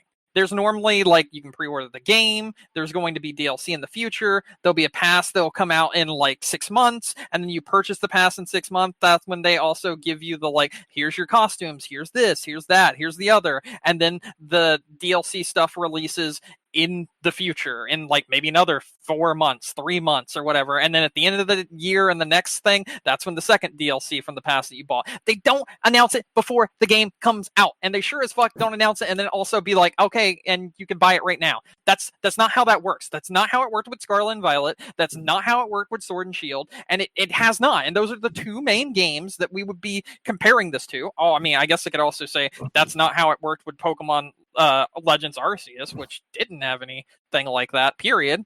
I mean, is this a mainline Pokemon game now? Because they didn't do this sort of thing with Legends Arceus. They didn't. And even with the mainline Pokemon games, the DLC was said, hey, there will be DLC in the future. They didn't say, hey, this is the DLC, give us $30. Your $70 game is now $100 right away. Normally, you play the game, You decide, hey, that's cool. Maybe I'll get the DLC once the season pass comes out. Season pass comes out in 3-4 months, what have you, and then you purchase the season pass alongside it, or what have you. And then when the content comes out, you've got the content. It's normally not something that's at like pre-orderable the day of the game or a month before it even releases. Well, here's food for thought. Would you rather they did not announce the DLC and then waited until Pokemon Day in January and they're like, hey, we're going to also now have a season pass for $30 with these mega evolutions? Yes. So yes, you would rather be because that's what they've done in the past. So you would rather be blindsided in 6 months. You mean like they've always $30 DLC than not knowing what there is up front? You mean like this is better for everyone. What'd you say? No, I'm with Brandon. I'd rather that too. When you announce DLC for a game before it comes out, that just makes it feel, whether or not it's true or not, it does make it feel like it was cut content that they removed. It feels like they're devaluing their game before it releases. Because you have added value to a game when DLC comes out after you've played it. Because you're like, oh, okay, cool. Or if you buy like the big edition for the other things, some people see that as added value and they know exactly what they're getting in the future, or what have you, that sort of deal. I don't necessarily see it that way, and most of the time I don't buy those editions. But I think in this case, it devalues the game before it's even released. I think it does, and I think it's so. Let me ask you a question, the sort of thing Brandon. that you see from Nintendo all the time, and it feels more corporate than they normally are, and it feels like the Nintendo of yesteryear, even with the Switch, is already starting to move in a direction that is very different from what we've seen in the past. So, Brandon, yes, what Pokemon DLC have you purchased? Was there one for Sword and Shield? Yes. Yes, there was a season pass for Sword and Shield. I may have purchased that. It brings you to 2 extra islands. I'm almost positive you did not, because I talked about it quite a bit. Those games had DLC. Scarlet and Violet had DLC. Yep. Did you play the DLC for Arceus? I didn't even know there was DLC for Arceus. I'm gonna be honest. Yep. They did 2 DLC releases for Arceus, actually. What? Yes. So I think my point here is, I understand you guys are like, yeah, this is shitty. And yes, Pokemon Company is shitty. Do not get me wrong. They've been shitty since day one when they split off Pokemon into Red and Blue. That was kind of opening the gates there with that. Where's the DLC? Where's the DLC? Yeah. I don't see anything for Arceus. Where's the DLC? It was free. So you never even went back and played it. That's not the same fucking thing, you dipshit. No, it is, Brandon. This is no, it is not. I am not paying. No, do not let me fucking finish talking before you start going crazy. My point is, this is not meant for you. This is not. You were never going to buy this anyways. You didn't even play the free DLC that was there. Pokemon has been like this for generations. You didn't play a free DLC, so you clearly were never going to pay the $30 DLC. So it's okay that it's $30 and it's actually good. This? Are you fucking stupid? Dude. I'm sorry. That just sounds like the most... No, you're being a fucking cunt. You're not letting me even finish talking. Sorry, continue. Yeah.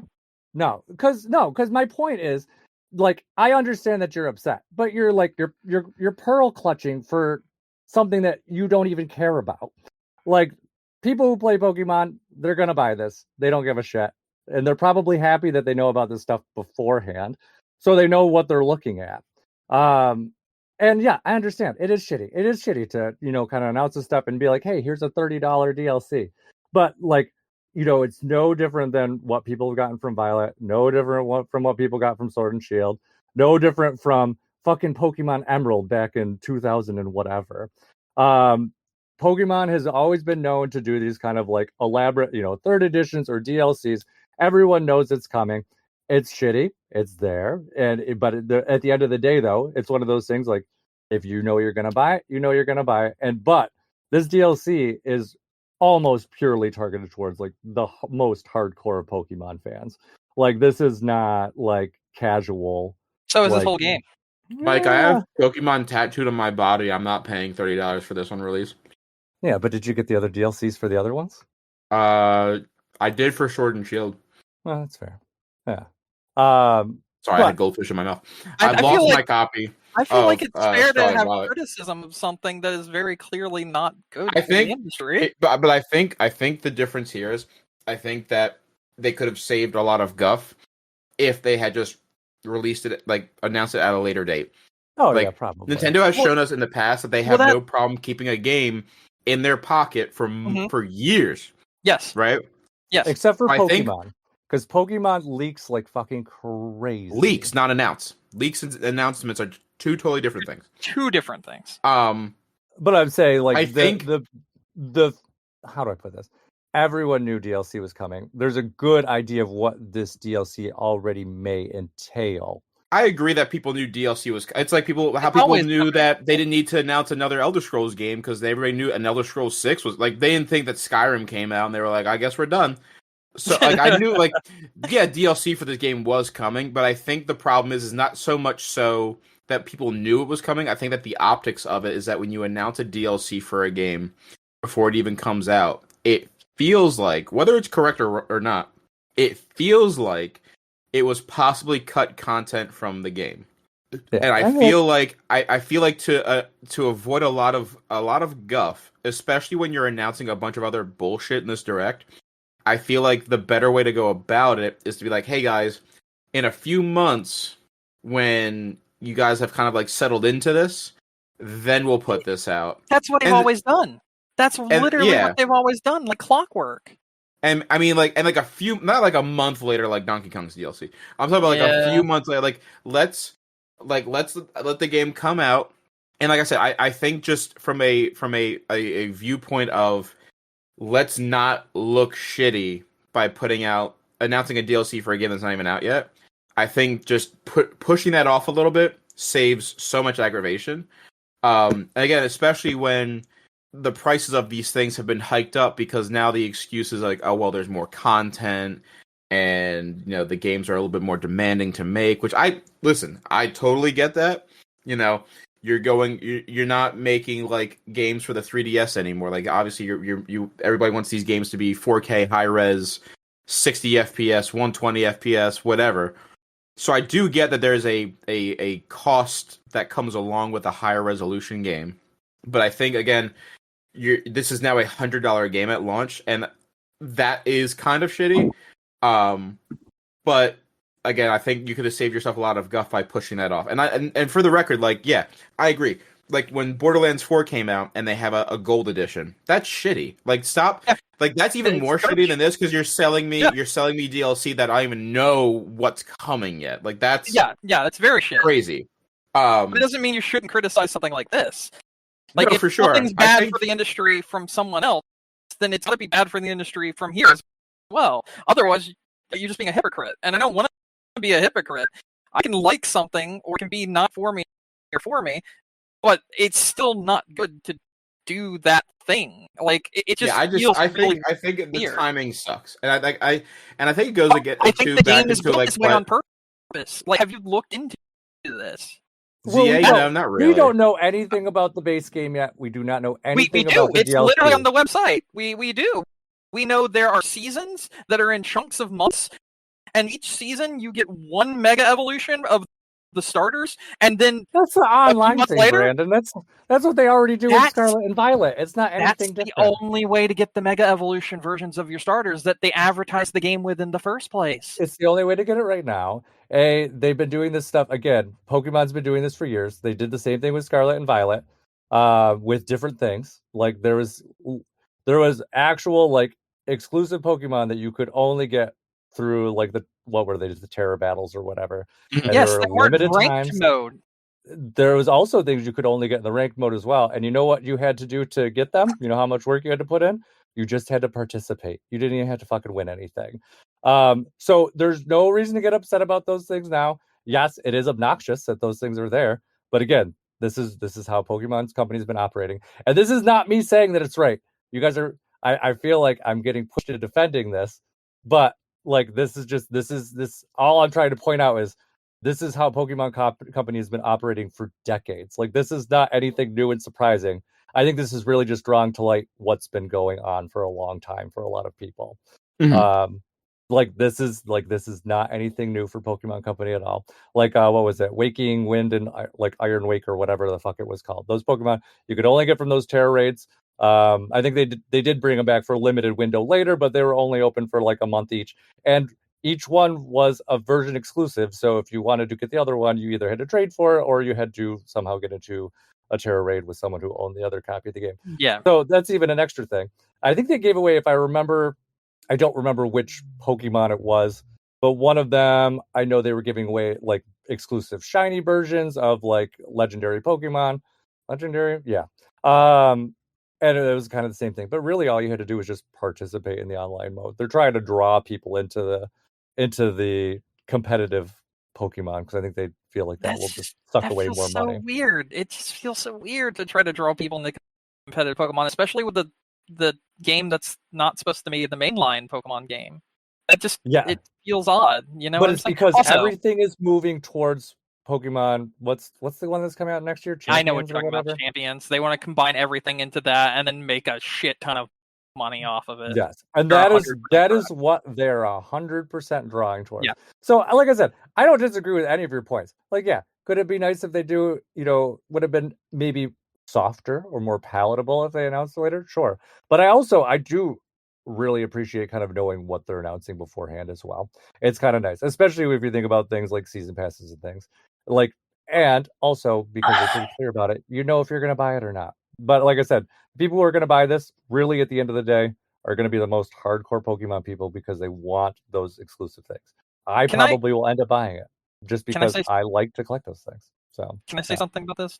Just like not going to be attacking you, which by the way, I would like to apologize for getting so heated towards you, and you absolutely deserve to call me a cunt for that. That was totally on brand, and I deserve that. You're welcome. All right, thank you. But no, thank you. I appreciate it. Yeah, no, man, I got a little out of line there. That wasn't fair to you, so sorry about that. But anyway, what I was going to say is, I think this would be more palatable, personally, if they announced that they were doing DLC, maybe even announced a price point, but didn't charge for it yet.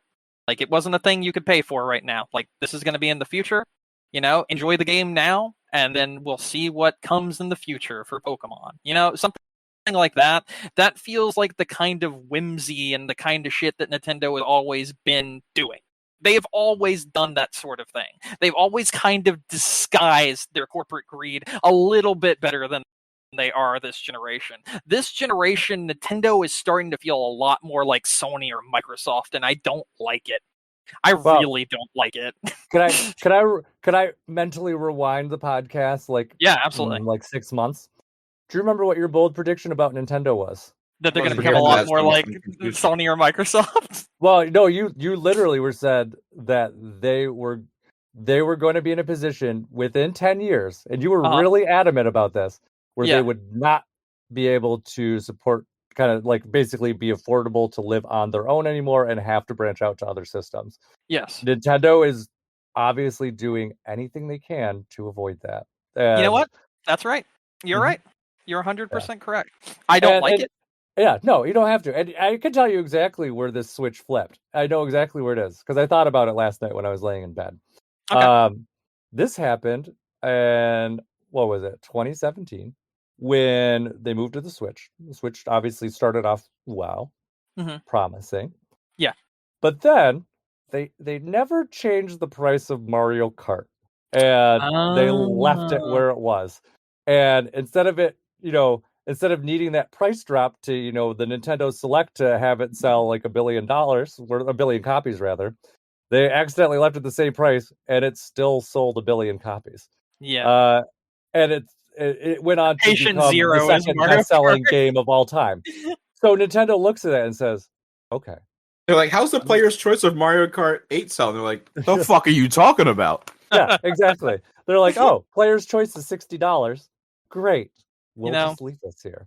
I did buy Mario Kart twice, so you're not wrong. And generally, Nintendo knows fans are going to go and they're going to double dip. Like, I will double dip on at least some of the Galaxy stuff, for sure. Yeah. Like, it's going to happen. And it's not that I don't own other copies of it, and it's not that I don't physically have my Wii U hooked up to my Switch with Mario Galaxy 2 literally loaded on it. But I will still buy Mario Galaxy 2. It's that you're a dirty, rotten consumer. That's what. No, it is. But it's kind of one of those things. Like a lot of it for me is like I like the convenience, and I just just kind of that extra cost sometimes is like, okay, I agree with you guys. Like, yeah, it would have been great if this game was $60, like in the case of the Mario Galaxy and stuff. But I'm like, you know what though? I'm like, I kind of like the convenience. I'm kind of interested in the upgrade stuff, and I'm like, yeah, I'm all in because I just don't feel like turning on my other system, and that's where I am. I'm okay with it. I'll live with it. Yeah. But yeah, no, but I agree. Yeah, I mean, there definitely are some things that obviously people would like to take Nintendo back to when they were a bit more humble. But like I said, I honestly think that they're looking at this more of a survival thing. Like they're kind of like, hey, if we do not fight aggressively, like Sony and Microsoft have not been, then they'll crumble and they'll fold and they'll get stuck on other systems and lose the control that they do have. So I don't know. That's my thoughts at least. Okay. Yeah. You know what? Those are all very good points. Can we continue on from where we were? All right. Do we have any more to say about Pokemon? I want to say this because I don't know if you've caught it, and it's been funny to me every single time I've said it. What? Do you understand what I mean when I say doing tricks? Oh, I don't even think I heard. This is the first time I've actually heard you say it. I wrote it. I also said it. Where did you write it? I wrote it in our chat. I also said it out loud when I was just screaming at you. I didn't even hear it, and I don't even know what you're talking about. So I did not hear it or see it, or I looked at it and didn't care. I don't know. Are you familiar with the phrase bouncing on it? Yeah, you're familiar with the phrase bouncing on it? Perhaps crazy style? Mm-mm. Bro, you're bouncing like on a meme? I was jokingly saying you're bouncing on that Nintendo cock so hard right now you're doing tricks on it. Oh, probably. I will get sloppy for Nintendo. Like you guys know this, so I will lick the shit out of what's funny about that, Brandon? And I will like it. When they announced the Kirby amiibos, I was like, he better be able to pop off and do tricks on it for $50. Like Kirby's sucking. Kirby's giving that sloppy toppy. Like you don't believe. Hey, it's his best feature. So. Yeah, I would agree. Mm-hmm. All right. At least we now know where we stand, and you now know what I've been saying to you for like a week. Well, I was saying it apparently, and I didn't even see it. So yeah, I don't know. Yeah. Oh, actually, no, I do remember you say that, and I was just We'll talk about Virtual Boy in a moment. I do remember this. Oh yeah, I saw it, and I thought. So when you wrote it, I thought you were talking about how they do the emulation. That's what I thought. Nah, bro. I was talking about you. That's great. Yeah. That's so good, dude. Mm-hmm. Yep. Nope. Totally went over my head. So, anyways, Nintendo's smacking cock on it. Yeah. That's Hyrule so Warriors. good. Mm-hmm. Hyrule Warriors: Age of Imprisonment. They showed off a new trailer. It looks good. I don't really. Yeah. Now the video is private for some reason. What? Yeah, I don't know. It is weird. Yeah. It looks good. I mean, I don't know. There's some weird shit going on there. They keep on saying it's a canonical story. So I don't care. I just want to play a Warriors game. I like Warriors games. They're fun to turn your brain off and they're so good. Yeah, and the two Zelda ones, honestly, I think have been great. So they have. Yeah, I totally agree with that. Yeah. That's a Koei Tecmo. That's a Koei Tecmo game. Yes. And they're so good at those games. It's like that's what they should just stick to doing. Oh, which it's not mentioned here, but they did announce Dynasty Warriors for the Switch 2, which is pretty fucking cool. The new Dynasty Warriors. It is here. What? I didn't know it was all the way down there. I didn't think it would be here. Anyway, sorry. I just thought this was a good time to mention that. Yeah, I think they just ordered it in order that people care about things. I think that's the order of this list, honestly. It's a Virtual Boy coming up soon. I'm excited about that. I'm ready to talk shit about it. So, anyway, all right. Yoshi and the Mysterious Book was the next thing on this list. I think it looks really good. It looks a lot like it reminds me a lot of Yoshi's story on the 64. Yeah, no, it looks really cute. I really like the way it looks. I think it's adorable. I will be playing that one. It looks fun. Yeah, it looks a lot of fun. It looks really creative. Sometimes the Yoshi games get really creative, and I think that this will be one. So, it's coming out spring of next year. Oh yeah, this was at the beginning too with the Mario stuff because they apparently considered Yoshi a Mario. Yoshi's part of Mario. Yeah. Yeah, it's weird. Sometimes it is, sometimes it isn't. Same thing with Donkey Kong. Sometimes it is, sometimes it That's isn't. fine. Want to hear a fun thing about Yoshi? Sure. In my other Discord, my channel name is Yoshi's full legal name. Uh-huh. Do you know Yoshi's full legal name? No. Yoshisaur, it's something. Oh, I know I've read it before. It's dumb. I don't remember. So in the Discord, my name is T Yoshisaur Munchakoopas. Ah, there it is. Yep. And the T, I forget. The T is actually like a full name too. I forget what it is though. Theodore. No. Bro, what if that was just Yoshi's name? It's just like, bro, you a chipmunk? What the fuck? But like, I saw it one time and I was like, this is fucking funny as shit. Because his last name's Munchakoopas. Yep. Yeah. Now's gonna bother me. What is T in Yoshi's name? All right, dickhead. It's not Tyrannosaurus. It's like named after like Miyamoto's chiropractor or something. Like it's this like the guy is like the same name. Legitimately, I'll be honest. I actually think it's legitimately Tyrannosaurus because that's what I thought it was before you Googled it. Yeah. Yeah, but no, I think it's funny. So every time I see him, I'm like, oh, it's T Yoshisaur Munchakoopas. Yeah. All right. Next thing that's on here, the most April Fool's announcement I've ever seen. Yeah, bro. Yeah.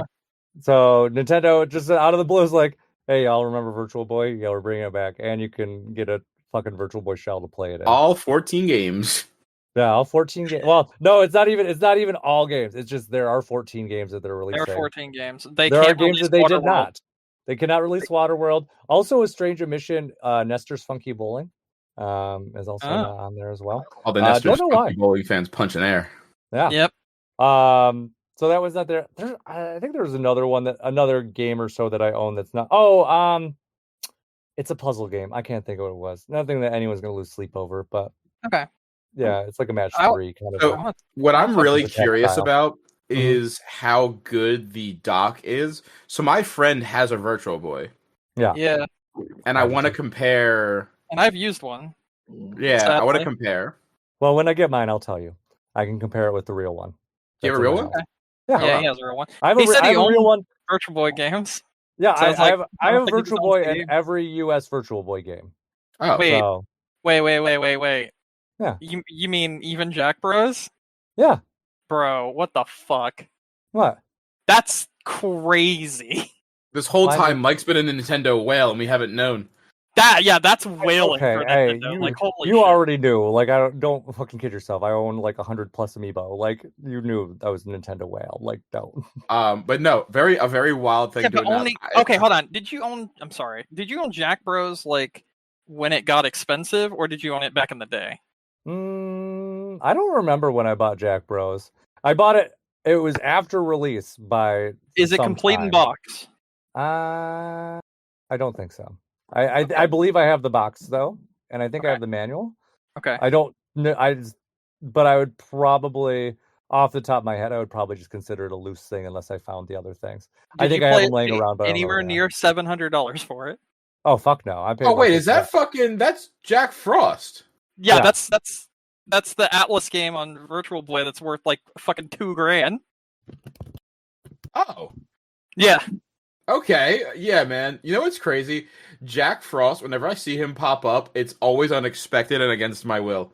Oh geez, it's $713 just with the loose one. Yeah. Yes, it is. That's why I asked if you paid anywhere near the price. That might be my most expensive game now, then, because I did not know that. But yeah, no, I know that. It's super expensive. Insanity. I always wanted to play it, but there's two problems. Mm-hmm. One, it's expensive, and two, the Virtual Boy, when I originally used it when I was young, literally ruined my eyesight. So you got Jack Frost, Jack Lantern, Jack Skeleton. They're all here. The whole gang. Okay. Virtual Boy. Let's talk about this one because I think this one's a little crazy as well. You already heard my thoughts on it in the past, but my thoughts for this is it's kind of crazy that there's a $100 version or a $25 cardboard version, and it's required to play a game that you're already paying a monthly subscription that you can't use otherwise. I mean, you could just look at one side of the screen and just play it like. And then you don't think I'm gonna lay back down with the Switch just on my face? So here's the thing Does that the Lord confuses me intended? also.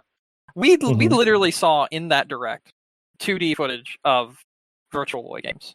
Yeah. Why can't we just have that? Like, I will say, wanna- I can't know just have what you're saying. and I know there's It's some not the games s- that it's really not the same. require. I know there's It's some not games the that same. really require the 3D, and I understand that. But there's some that Yeah, don't. like Red Alarm literally would not be playable in 2D. And I like, understand that, and period. I think that would Yeah. be an exception, obviously. But I think having the option to play some of the games, such as Galactic Pinball, Mario Tennis, even Jack Bros, having the option to play those games without the $25 cardboard or the $100 accessory, would be not that difficult to do, and I would play Jack Bros 100%. I say, would you land somewhere in the middle of somebody probably will come along and make this, but like a 3D printed thing. I imagine somebody right now is opening up like AutoCAD furiously, making this 3D printed dock for your Switch 2 with like a strap on the back so you can have it on your face. Because that's my only thing. If it's like $10 or some shit, maybe. But I don't know, 25 for cardboard's a little bit much, in my opinion. Yeah, but they did the same thing with what was it? I know. Labo. So Labo, yeah, I understand. It's the same idea. And even if you were going to buy a cardboard thing for your phone, I mean, that was kind of the same price. And again, I understand that. I would just like to play some of these that are playable in 2D. I get that. That's my main point. And I mean, theoretically, we saw if you look in the video feed that they could do it. So why I think Nintendo, it would be it has to be like know? an all or nothing thing. Like I don't think they would be like. I know it does. It just it sucks, dude. I was excited for Virtual Boy Classics at first, and then I realized, oh, these are required to play, and I was like, you're right. I mean, but for a lot of Wario, I would play Wario. Wario's fun as fuck. But you can still play Wario. Just when you boot it up, it's just going to have two versions of Wario on the screen. Just pick which one you want to stare at and play it that way. I don't think they're going to let you boot it without it. There's no way a piece of cardboard is going to tell the Switch not to load a game. Like, that's the other thing. Like, if it's just a piece of cardboard, there's nothing limiting it. No, Mike, what you understand is there's a special NFC chip in the cardboard that if you were playing on non-Nintendo cardboard, the Switch 2 will explode on your face. I know, exactly. They talked about modifying your Switch too, and they can brick your console anytime. You don't use the right cardboard. Yeah. You don't use this the way they want you to. You don't get to play your Switch 2 anymore. I mean, realistically, I don't think this is double pleated, dickhead. Yeah, I mean, theoretically, if you have a Labo, you should just be able to use that headset on the Switch 1 for it. So you could always go that route. Somebody will MacGyver something. You'll have something after launch. I guarantee it. I'll probably just emulate it on my fucking MetaQuest 2 or something instead. You could always do that too. But I am like stupid excited for this, even though I'll probably play it for really cool. 10 minutes. Yeah, it's really cool. And I like the fact that you could actually play some of these more expensive games. They are doing what I asked, and I do appreciate that. I just think the price is a little bit steep. That's all. For this. I mean, I don't disagree there. I mean, if you look at it, the prices say the Virtual Boy. I mean, the cardboard thing, that's $20. Like, that's what it's going to be. 25. Well, no, I'm saying it probably would have been $20 with the tariffs. Yeah. And I think we probably, the Virtual Boy kind of shell, like the actual one, I bet it probably would have been more in line with $80 had the tariffs not been there. But so again, we're just getting fucked by it. So. Sorry, I did want to say one other thing, right? Yeah. Because there's one thing I want to talk about this, because people do bring up that, hey, and you brought this up, you want them to do this sort of thing. You want them to bring back their old games so you can play them and enjoy them. Put them on modern consoles, and I do. I don't think a subscription service is the way to do it when I'm paying $100 for a physical item.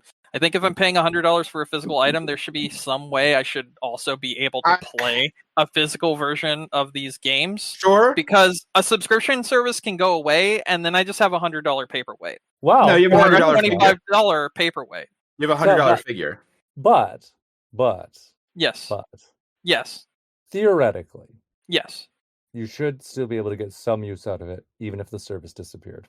I mean, if it's the model thing, it looks cool. No. When they have an theoretically, you should still be able to play some games on it. Let me explain. Okay. There are 4 Switch games that supported Labo in 3D, Mm-hmm. and they received Switch 2 upgrades. Mm-hmm. So, with which left the 3D intact. Mm-hmm. So theoretically, Mm-hmm. they should all be playable with the Virtual Boy. But I was talking about, I Virtual wanted Boy stuff. I know, wanted I'm just Virtual saying, Boy games but- preserved, Yeah, that's fine. but Brandon, and you can play Breath of the Wild in 3D on your Virtual Boy. yeah, that's kind of cool. I'm not gonna lie, that is kind of cool. But You can play we were Mario talking- Odyssey. You can We were play in 3D. Balatro on your Virtual Boy. Listen, we were talking about preservation. I can play those games already. Virtual Boy games at some point. You see already your Jack Bros game is $700. These Mhm. games are really expensive. Yeah. Having them in a service is convenient. It would be more convenient if I could individually buy them or buy a lot of them, as a thing that I can keep. Mhm. That way I could use that thing that I can keep with my cardboard or with my Virtual Boy Yeah, thing. And that's because understandable. I want those games. I said I wanted them preserved, and I do. I don't think having them on a subscription service is preserving them any more than having games that are on No. Microsoft services are preserving them. Because Yeah, and the really... Oh, sorry, I was gonna say, Forza 7 is a game that came out, and it's a game by Microsoft. And you would think that it would stay on the service because it is a Microsoft game and it's their service. But they just decided to take that down and Horizon 3. So eventually those other games are also going to be gone. So that's not a subscription service. My point is not a form of preservation because No, I can't Mhm. keep that, Yeah, and I think the big question is at the end of the day is, because I mean you're right, obviously, and I would have to imagine Nintendo's aware that they're like, hey, we're selling these accessories for a subscription service. They may not be around for a long time. So who knows? I mean, really, I was thinking about this last night too. I mean, there's a bunch of different ways Nintendo could kind of handle the end game of the service if it ever got to said point. They could do something like, obviously they could just end it, and then it's just like you said, you have $100 paperweight, but hey, maybe you can play it with Breath of the Wild and stuff like that. So at least you still have some use out of it. But there's also too, I just kind of sub thought too, kind of while I said that thought too. I didn't look into this anymore, but I did see some random comment on Reddit that said that indie devs were like, "Oh, cool, I can make a Virtual Boy mode for my game," which would be really cool if they did do something like that. But I didn't look any further into that. So option one, Nintendo could just dissolve the service. Option two, they could treat it like they did with Pokemon Home with the 3DS, where it's like, hey, if you own the app before the service shut down or whatever, we'll just leave it open and you can still use it. Possible, who knows if Nintendo would do that. I think if Nintendo's going to go any route with this, if they're going to do something at some point, I could totally see them doing like maybe and I know it's going to be stupid expensive because it's probably be like $50, and they'll be like, hey, Virtual Boy collection with the original games and like updated versions. It'll be $70. Fuck you.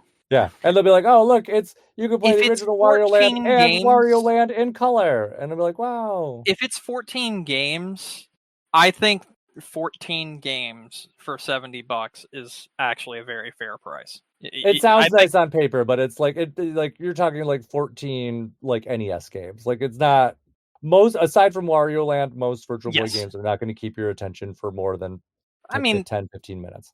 I mean, the 3D Tetris game's really good. It is really good. I like it a lot. But again, you're only going to get like 1 or 2 matches out of it, and you're like, okay, it's cool.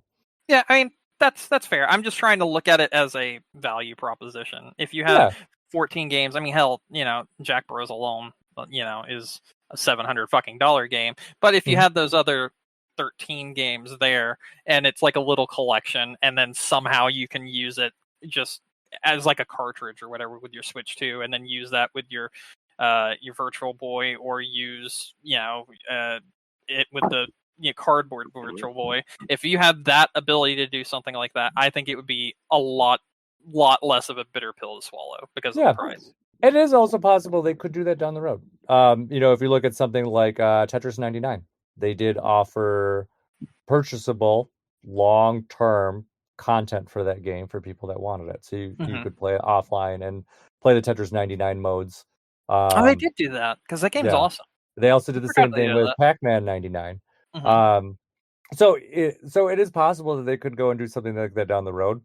Who knows? As I said, this is really kind of just like this is almost unexplored territory. So Yeah, it is. Mm. I just wanted to give my thoughts on the entire situation because I do think that this is, aside from the price, not as egregious as any of the other things we've been talking about. But I do think that when you sit down and think about it, it does kind of suck that the games are locked behind a subscription service, and then you also have to buy this product to play them.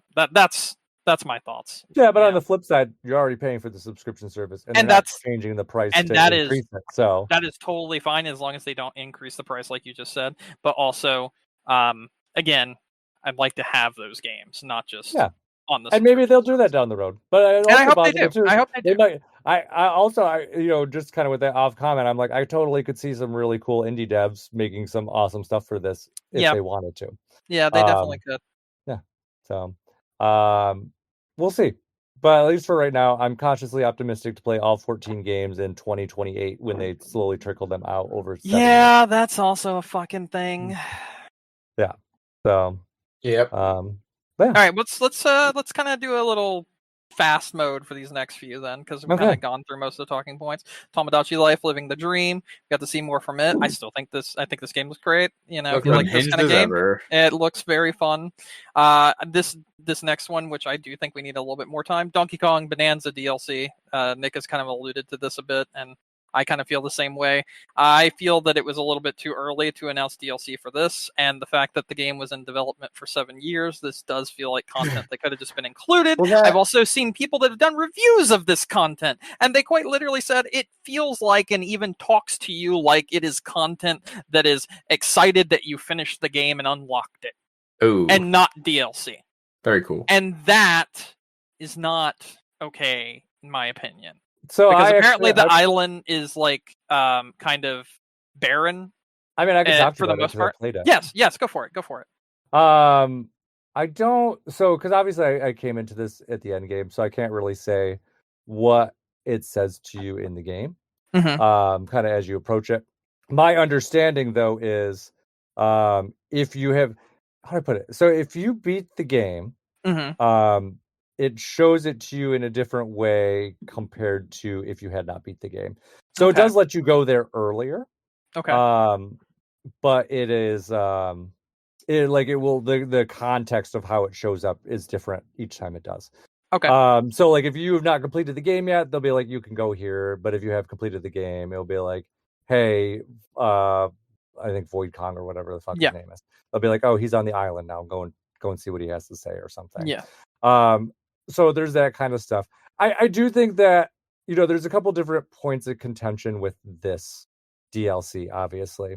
I think the one thing that I want to say kind of upfront is, while people do complain like, oh, is this content or not content?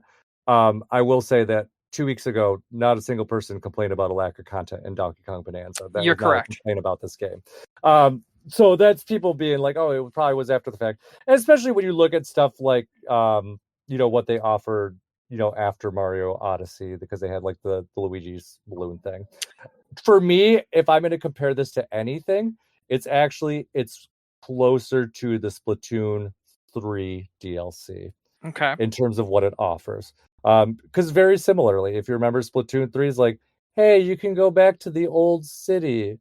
And there's nothing to do there. It's just a reskin of the city that you had been in before.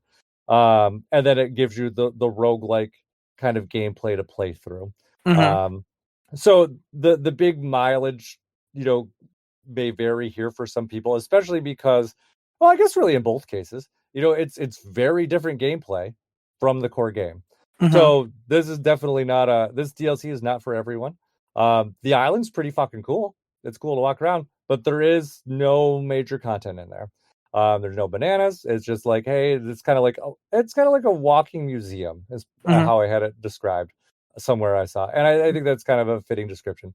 It's really cool to walk around. I really enjoyed the island for what it is. But I also don't feel like I missed anything in the game, and I don't feel like I'm like, oh, like, yeah, this is really kind of something that was missing from the core game. as for Emerald Rush, I've seen a lot of reviews on this.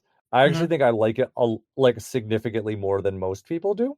Okay. So I will say that I think it's really fun. I actually have put like a lot of hours into this already. So just kind of like to rewind a little bit. I was in a really shitty like mood on Friday during the Nintendo Direct, and at one point I was like, at first I was like, "Fuck this DLC," but then I was like, "Well, let me watch reviews," and I'm like, "Well, you know what? Fuck it, I'm just gonna buy it and figure it out myself." And so that's what I did. So I'm like, I'm just gonna play it because I'm like, I really enjoyed the game. What the DLC does well, I think, is for people who like the core Donkey Kong gameplay. Like, you know, kind of the running around and smashing things and kind of, you know, the exploration kind of aspect of it. It's a very condensed version of that in a roguelike shell. And it's very scalable. There's a lot to unlock there. There's a lot to do. Like, there's no lack of content if you like the roguelite thing. And actually, I do think that Emerald Rush is like incredibly fun on DK Island. Like it is built for that island. Most especially, but it works on pretty much every main area in the game. Everything that's not a transition world, or transition floor, I don't remember what they call them, has Emerald Rush built into it. You have to unlock it eventually, as you play through Emerald Rush and unlock more things. And it has 7 difficulty levels. And I have played through all 7 of them on the DK Island, and they have a surprisingly amount of depth to them, and they can get incredibly difficult. So let me ask you a question. Like, in your opinion, because I know you said it doesn't feel like the original game was missing anything, which I agree. But if you look at this DLC like subjectively, let's try to look at it subjectively for a minute. Do you think this feels like the kind of thing you would earn after finishing a game? Because that's what I've seen a lot of people saying that it feels like. And that's why it's rubbing a lot of people the wrong way, and why a lot of people are quick to shout that, hey, this is cut content, because it feels like the kind of thing you would get as like a bonus unlock after you've completed the game, or maybe after you 100% a game or something. A lot of people say this feels like that kind of content, and we used to not pay for that kind of content, and this feels like I'm paying for that kind of content. So to compare it to, say, like the Luigi's Balloon thing, this is astronomically better than that. Like, there is no comparison between the Luigi's Balloon thing and this, aside from they were both post-game content. So when what I just described would not be Luigi's Balloon thing. It would be something similar to something like Odyssey's level, where it was the Peach's Castle from the original Mario 64. Well, I mean, if you're looking at just the island thing, like if you're talking about just the island itself, yeah, I mean, that seems like something that, you know, obviously could have been in, like, you know, free DLC. If you're talking like just the island itself.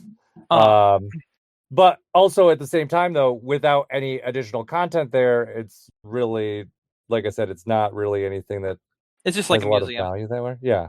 Exactly. But that was the main thing I was trying to like lock onto with you, is because you said it was like a museum, and that seems like the kind of thing you would unlock after you 100% a game, or when you're trying to go back and 100% a game. So you can have those little trophies, which I know you can have some form of trophies on this island in some way. Oh yeah, there's lots of unlockable statues and things. Yeah. So that feels like the kind of thing that you would get for like a 100% unlock as you're going towards that.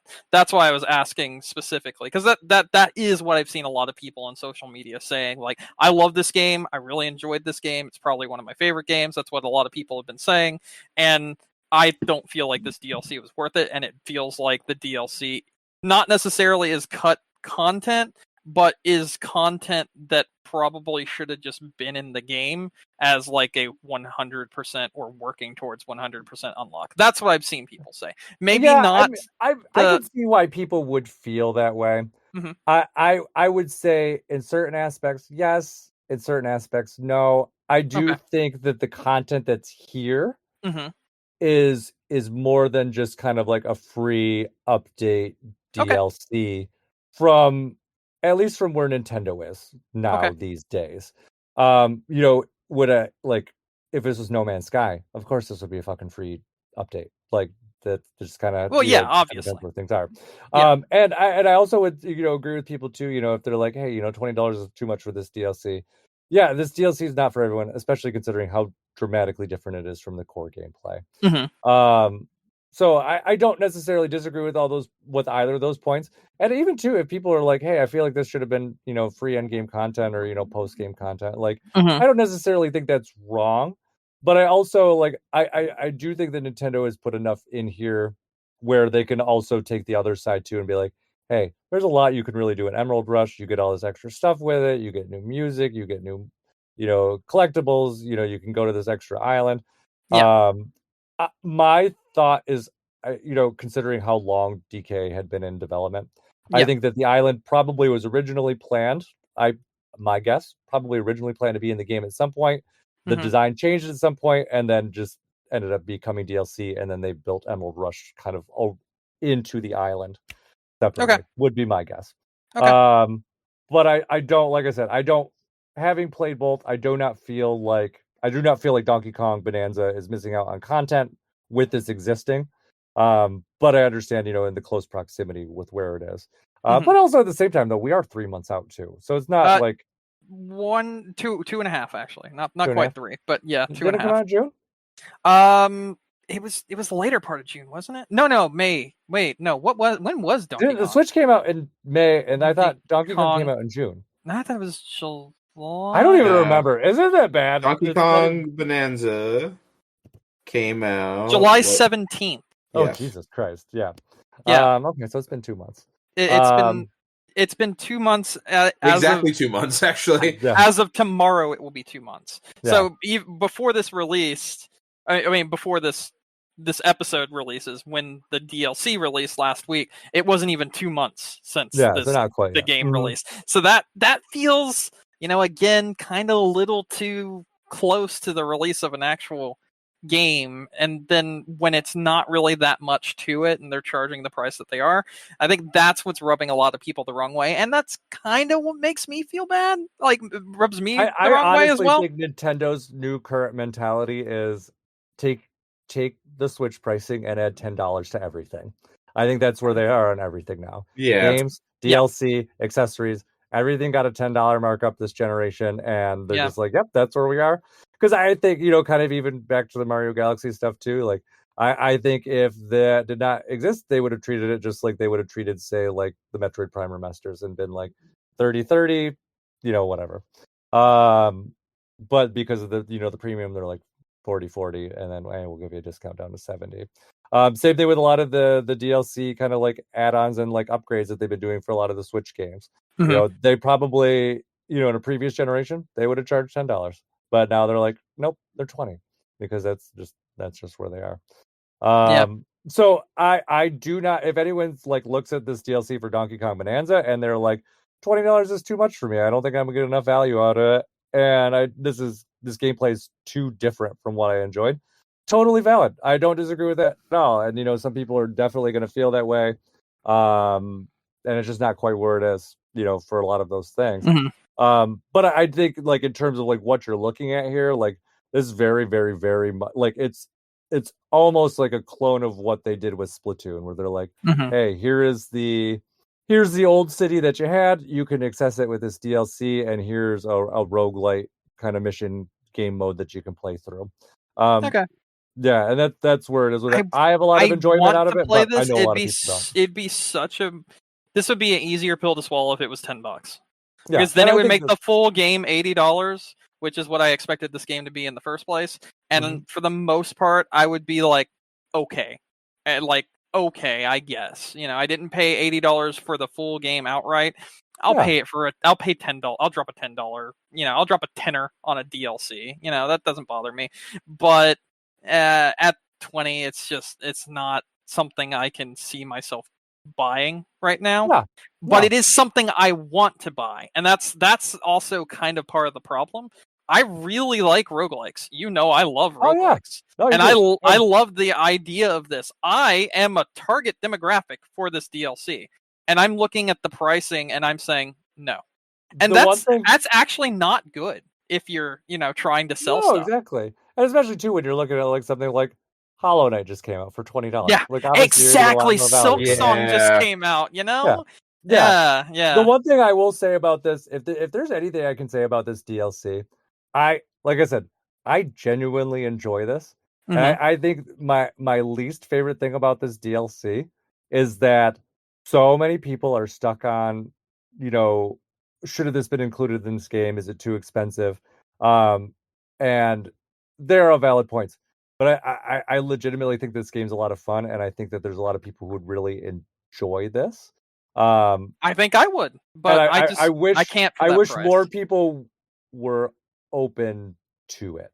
And I hope more people get to enjoy it because I do think it's a lot of fun, and I do think people really really enjoy it if they do get a chance to play it. So who knows? Hopefully it goes on sale at some point, or they do something different with it, or I could pay make it $5 available, more than that DLC and get a brand new Suda 51 and Swery game in like a week.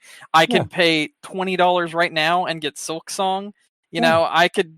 There's a lot of things I could do with $20. I'd rather buy do. Balatro for $20. Yeah, you can just buy Balatro. No, I think and that's all valid points. Yeah, that's my main problem. There's so many other things that look like it's worth the price than that DLC, and that sucks.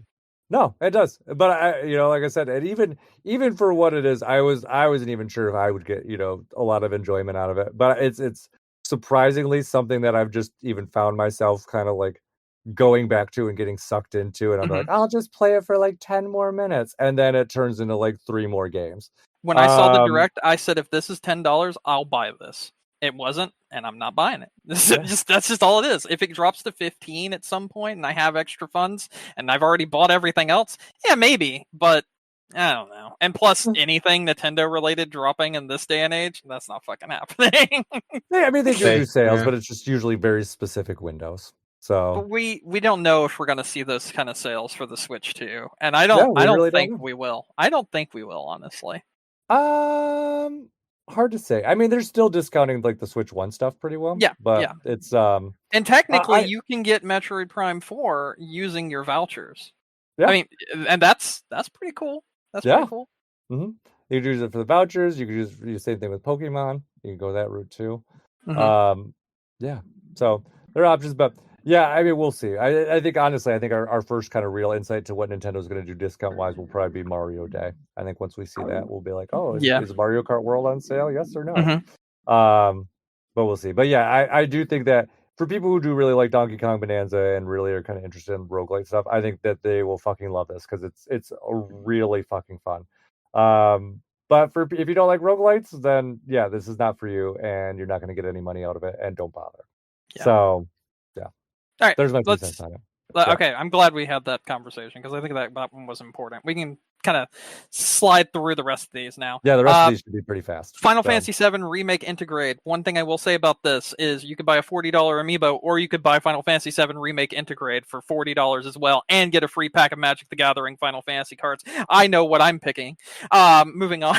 But you know what I'm getting. Are you going to be okay with that? What? Are you going to get a game key card? Are you okay with that?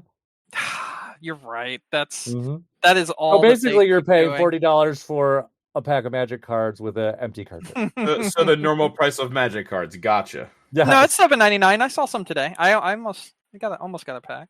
Also, just Magic card is my credit card. Yeah, that's true. Side note for Final Fantasy VII, Square has also announced that supposedly all 3 games will be coming to the Switch. That's great. That's great news. And the fact that they think all 3 games can run on the Switch is very impressive. Yeah. Dragon Quest VII Reimagined. That really game looks good. Yep. Yeah. Hades 2. Oh, sorry. You wanted to talk about no, you can keep going. Okay, Hades 2. Yeah, Hades 2 for the Switch 2. This game's excellent. It's fantastic. I'm glad we're finally getting a 1.0 release, and it's coming to consoles as well. Hades 2 is a great game that I highly recommend, and I think with things like Silksong and Hades 2 coming out this year, Game of the Year is going to have a massive fight between Hades 2, Silksong, Expedition 33. There's a lot of things. This is actually this. I think we'll have some really good discussions for Game of the Year this year. Yeah. Dynasty Warriors, I mentioned this earlier. Dynasty Warriors Origins, which is the brand new Dynasty Warriors, is coming to Switch 2. It's also going to come alongside its DLC, which I believe its DLC are releasing on all the other consoles around January, and the DLC will also be coming to the Switch 2 version the same time Dynasty Warriors Origins launches on Switch 2. Mm-hmm. Monster Hunter Stories 3, Twisted Reflection. I haven't played any of these, but I think you have, Mike. They good? I've played a bit of the first one. I mean, they're fine. They're Monster Hunter like kind of RPGs. So, Okay. People generally enjoy them. It's one of those series that I'm like, I really want to always try this. And then like I said, I downloaded the 1st one, and that's about as far as I got. I downloaded the demo of the second one and never even turned it on. So maybe someday, but they're supposed to be really good. So if you like Monster Hunter and you like RPGs, give it a try. This one's pretty crazy. Fatal Frame 2 remake, Crimson Butterfly. Remake. Yeah. This is the second time Nintendo's remade this game. Really? I thought it was the third one they did last time. No, because they remade Fatal Frame 2 for the Wii. Okay, well, this game's awesome. So, I mean, this is one of the scariest horror games that exist. I highly recommend playing this game. Yeah, people are really excited for this. Yeah, it's really weird. Nintendo like retroactively bought the rights to Fatal Frame. That's still one of the strangest things. Yeah. Mm-hmm. All right, moving on. This one's also a big surprise. Resident Evil Requiem, the new Resident Evil game announced for Switch 2. And honestly, it didn't look bad when they were showing it. It actually looked pretty good for a handheld system and for... So yeah, the PS5 footage that they showed was really coming in clear. So that's the thing. If you go back and look at the PS5 footage and look at the Switch 2 footage, they are totally different footage, and you can line them up side by side. And I'm very confused. I don't know what's going on there. They are very clearly different footage, also, because like her hair is different and the lighting is different and everything on the Switch version that they showed. I want to see if that's how it actually looks when it comes out, because if so, then Nintendo's got some explaining to do with fucking Donkey Kong. Oh, actually, that was one other thing I was going to say about Donkey Kong. I forgot. It seems to run better since the last update. Okay. They did a 2.0 update around the time of the DLC. I did not go into the end game to kind of test out things that we talked about previously. But I will say I know the thing that you complained about a lot, which was the map. Yes. You use the map a lot in the Emerald Rush. Okay. And it seems to run much more flawlessly than it did before. That's awesome. Still maybe a little stutters, but not like it was. Like even I noticed, I'm like, this runs a lot faster than it used to. That's great. So there may have been some performance updates along with the 2.0 update for Bonanza. I didn't look more into it. I was one of those things. I'm like, I should Google this, and I keep forgetting. So just I guess we'll look into it later. Yeah, that's fantastic news. Yeah. Mm-hmm. All right. Moving on from that, they announced more Switch 2 editions, like a One Piece Pirate Warriors 4 edition. Sure, cool. Yeah, just a lot of random third-party shit.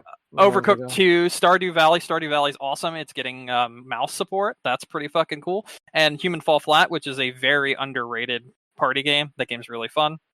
They announced Storm Lancers. This is a weird little indie title. Sure, I guess. 2D action platform roguelike game. I think it came out. Yeah, it came out that day. Dinkum, which looks very, very weird, but looks like it could be fun. Popucom, which is just pretty much like Bust-A-Move, but as a third-person shooter. I mentioned this on the podcast a few months back, and now it's coming to Switch, so that's pretty cool. And then the last one, which is Suika Game Planet. Suika Game is a game that was very, very popular on the Switch, so much so that you can only buy it on a Japanese account at first, and so many people bought it on made a Japanese account and bought it on Switch that they then ended up bringing over a English version later on, and retroactively made it so the Japanese version could be played in English for the people that made Japanese Switch accounts to buy this game. This game's fucking awesome. It's a really fun match game. Like you merge together, like you drop smaller fruit into other fruit, and it's super addicting. Very, one more game sort of high score addicting games. And this is a sequel to it, and it looks like it'll be fun, and it's getting a Switch 2 edition this winter. So neat. Okay, and that's pretty much everything that was shown at the Nintendo Direct. It was a lot. Yeah, it was. That's a lot. Also, one more thing was just announced, like literally during this podcast. Lollipop Chainsaw is getting a Switch 2 edition. Oh, well, maybe it will actually not run like shit like every other version of the game. Mm-hmm. There was also one game omitted, strangely enough, from at least the American Direct. We're getting a Mega Man Star Force collection. That sounds fucking cool. I didn't even know about that. Yep, nobody did because it wasn't in there.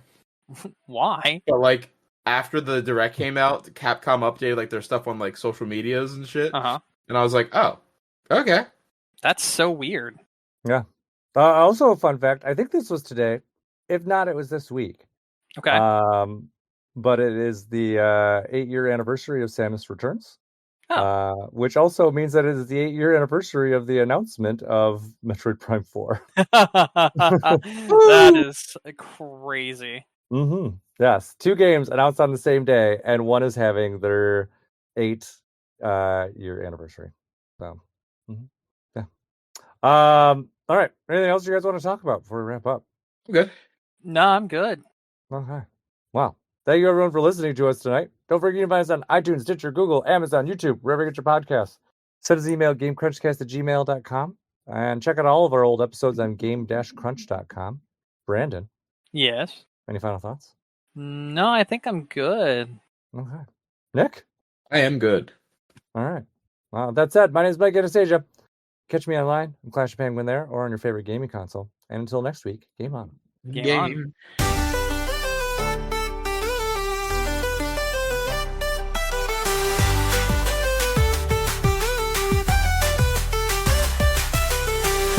Dreams on the big screen glow. Power-ups where the mushrooms grow.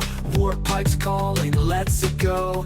8-bit hearts race, can't say no. Countdown ticking, the moment's near. Controller shaking, the hype is clear. Press start, the world's in our hands. Every jump, every smash, every land. Game on, we're ready to fight. Nintendo Direct, tonight's our light. Countdown Direct, tonight's our light. So for worlds in our hands. Every jump, every smash, every land. Game on, we're ready to fight. Nintendo Direct, tonight's our light.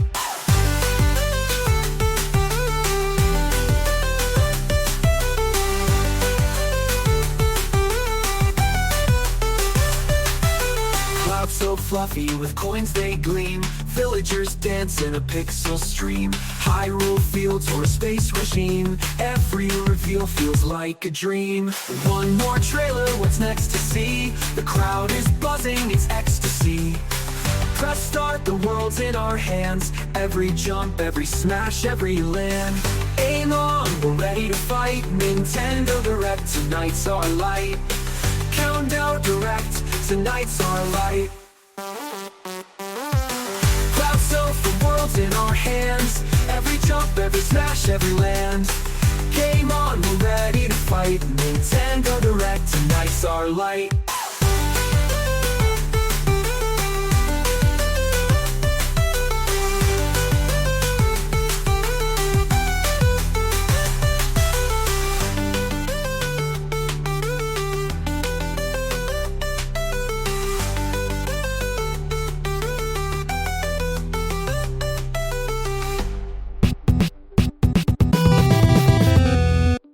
All right. No Google Doc because we're just really focusing on the Nintendo Direct. So But I'm going to start with something else. That's fine. Okay. But I'm just telling you, no Nintendo Direct because that's what we're. Or no Nintendo Google Direct. Okay. This is going to be interesting then. How are we going to fill that time? Yep. All right. Welcome to Game Crunch, your weekly video game podcast. My name is Mike Anastasia, and with me today we got Nick. That was the loudest hi that abruptly cut off in a long time. Like, Can you guys hear me? Yeah, I can hear you. I was talking about Nick. Nick said hi, but it sounded like he was running away. Oh no, he can't hear us. Uh-oh. Okay, this is definitely a me issue because I can see both of you moving and I can't hear anything. Whoa. All right, let me try to Yeah, Brandon, you're right. Mike does suck. Yeah, most of the time. Hello? Hello? Hey, can you hear us now? No, I hear 0. Put it back to US East. I'm just going to tell him to put it back to... All right. Are you there? Yup. Hello? We never left. Let me try something. Oh no! Oh no! Okay. Whoa! Whoa. That was. Are we echoing? I heard you too. Hello? Can you hear me now? I Yeah. hear you. We've heard you the whole Could you hear time. me before? Could you hear me before? Yeah, when we I heard was- you. Yeah, Yeah, we heard you, everything Jeff, you said the whole that was time. Crazy.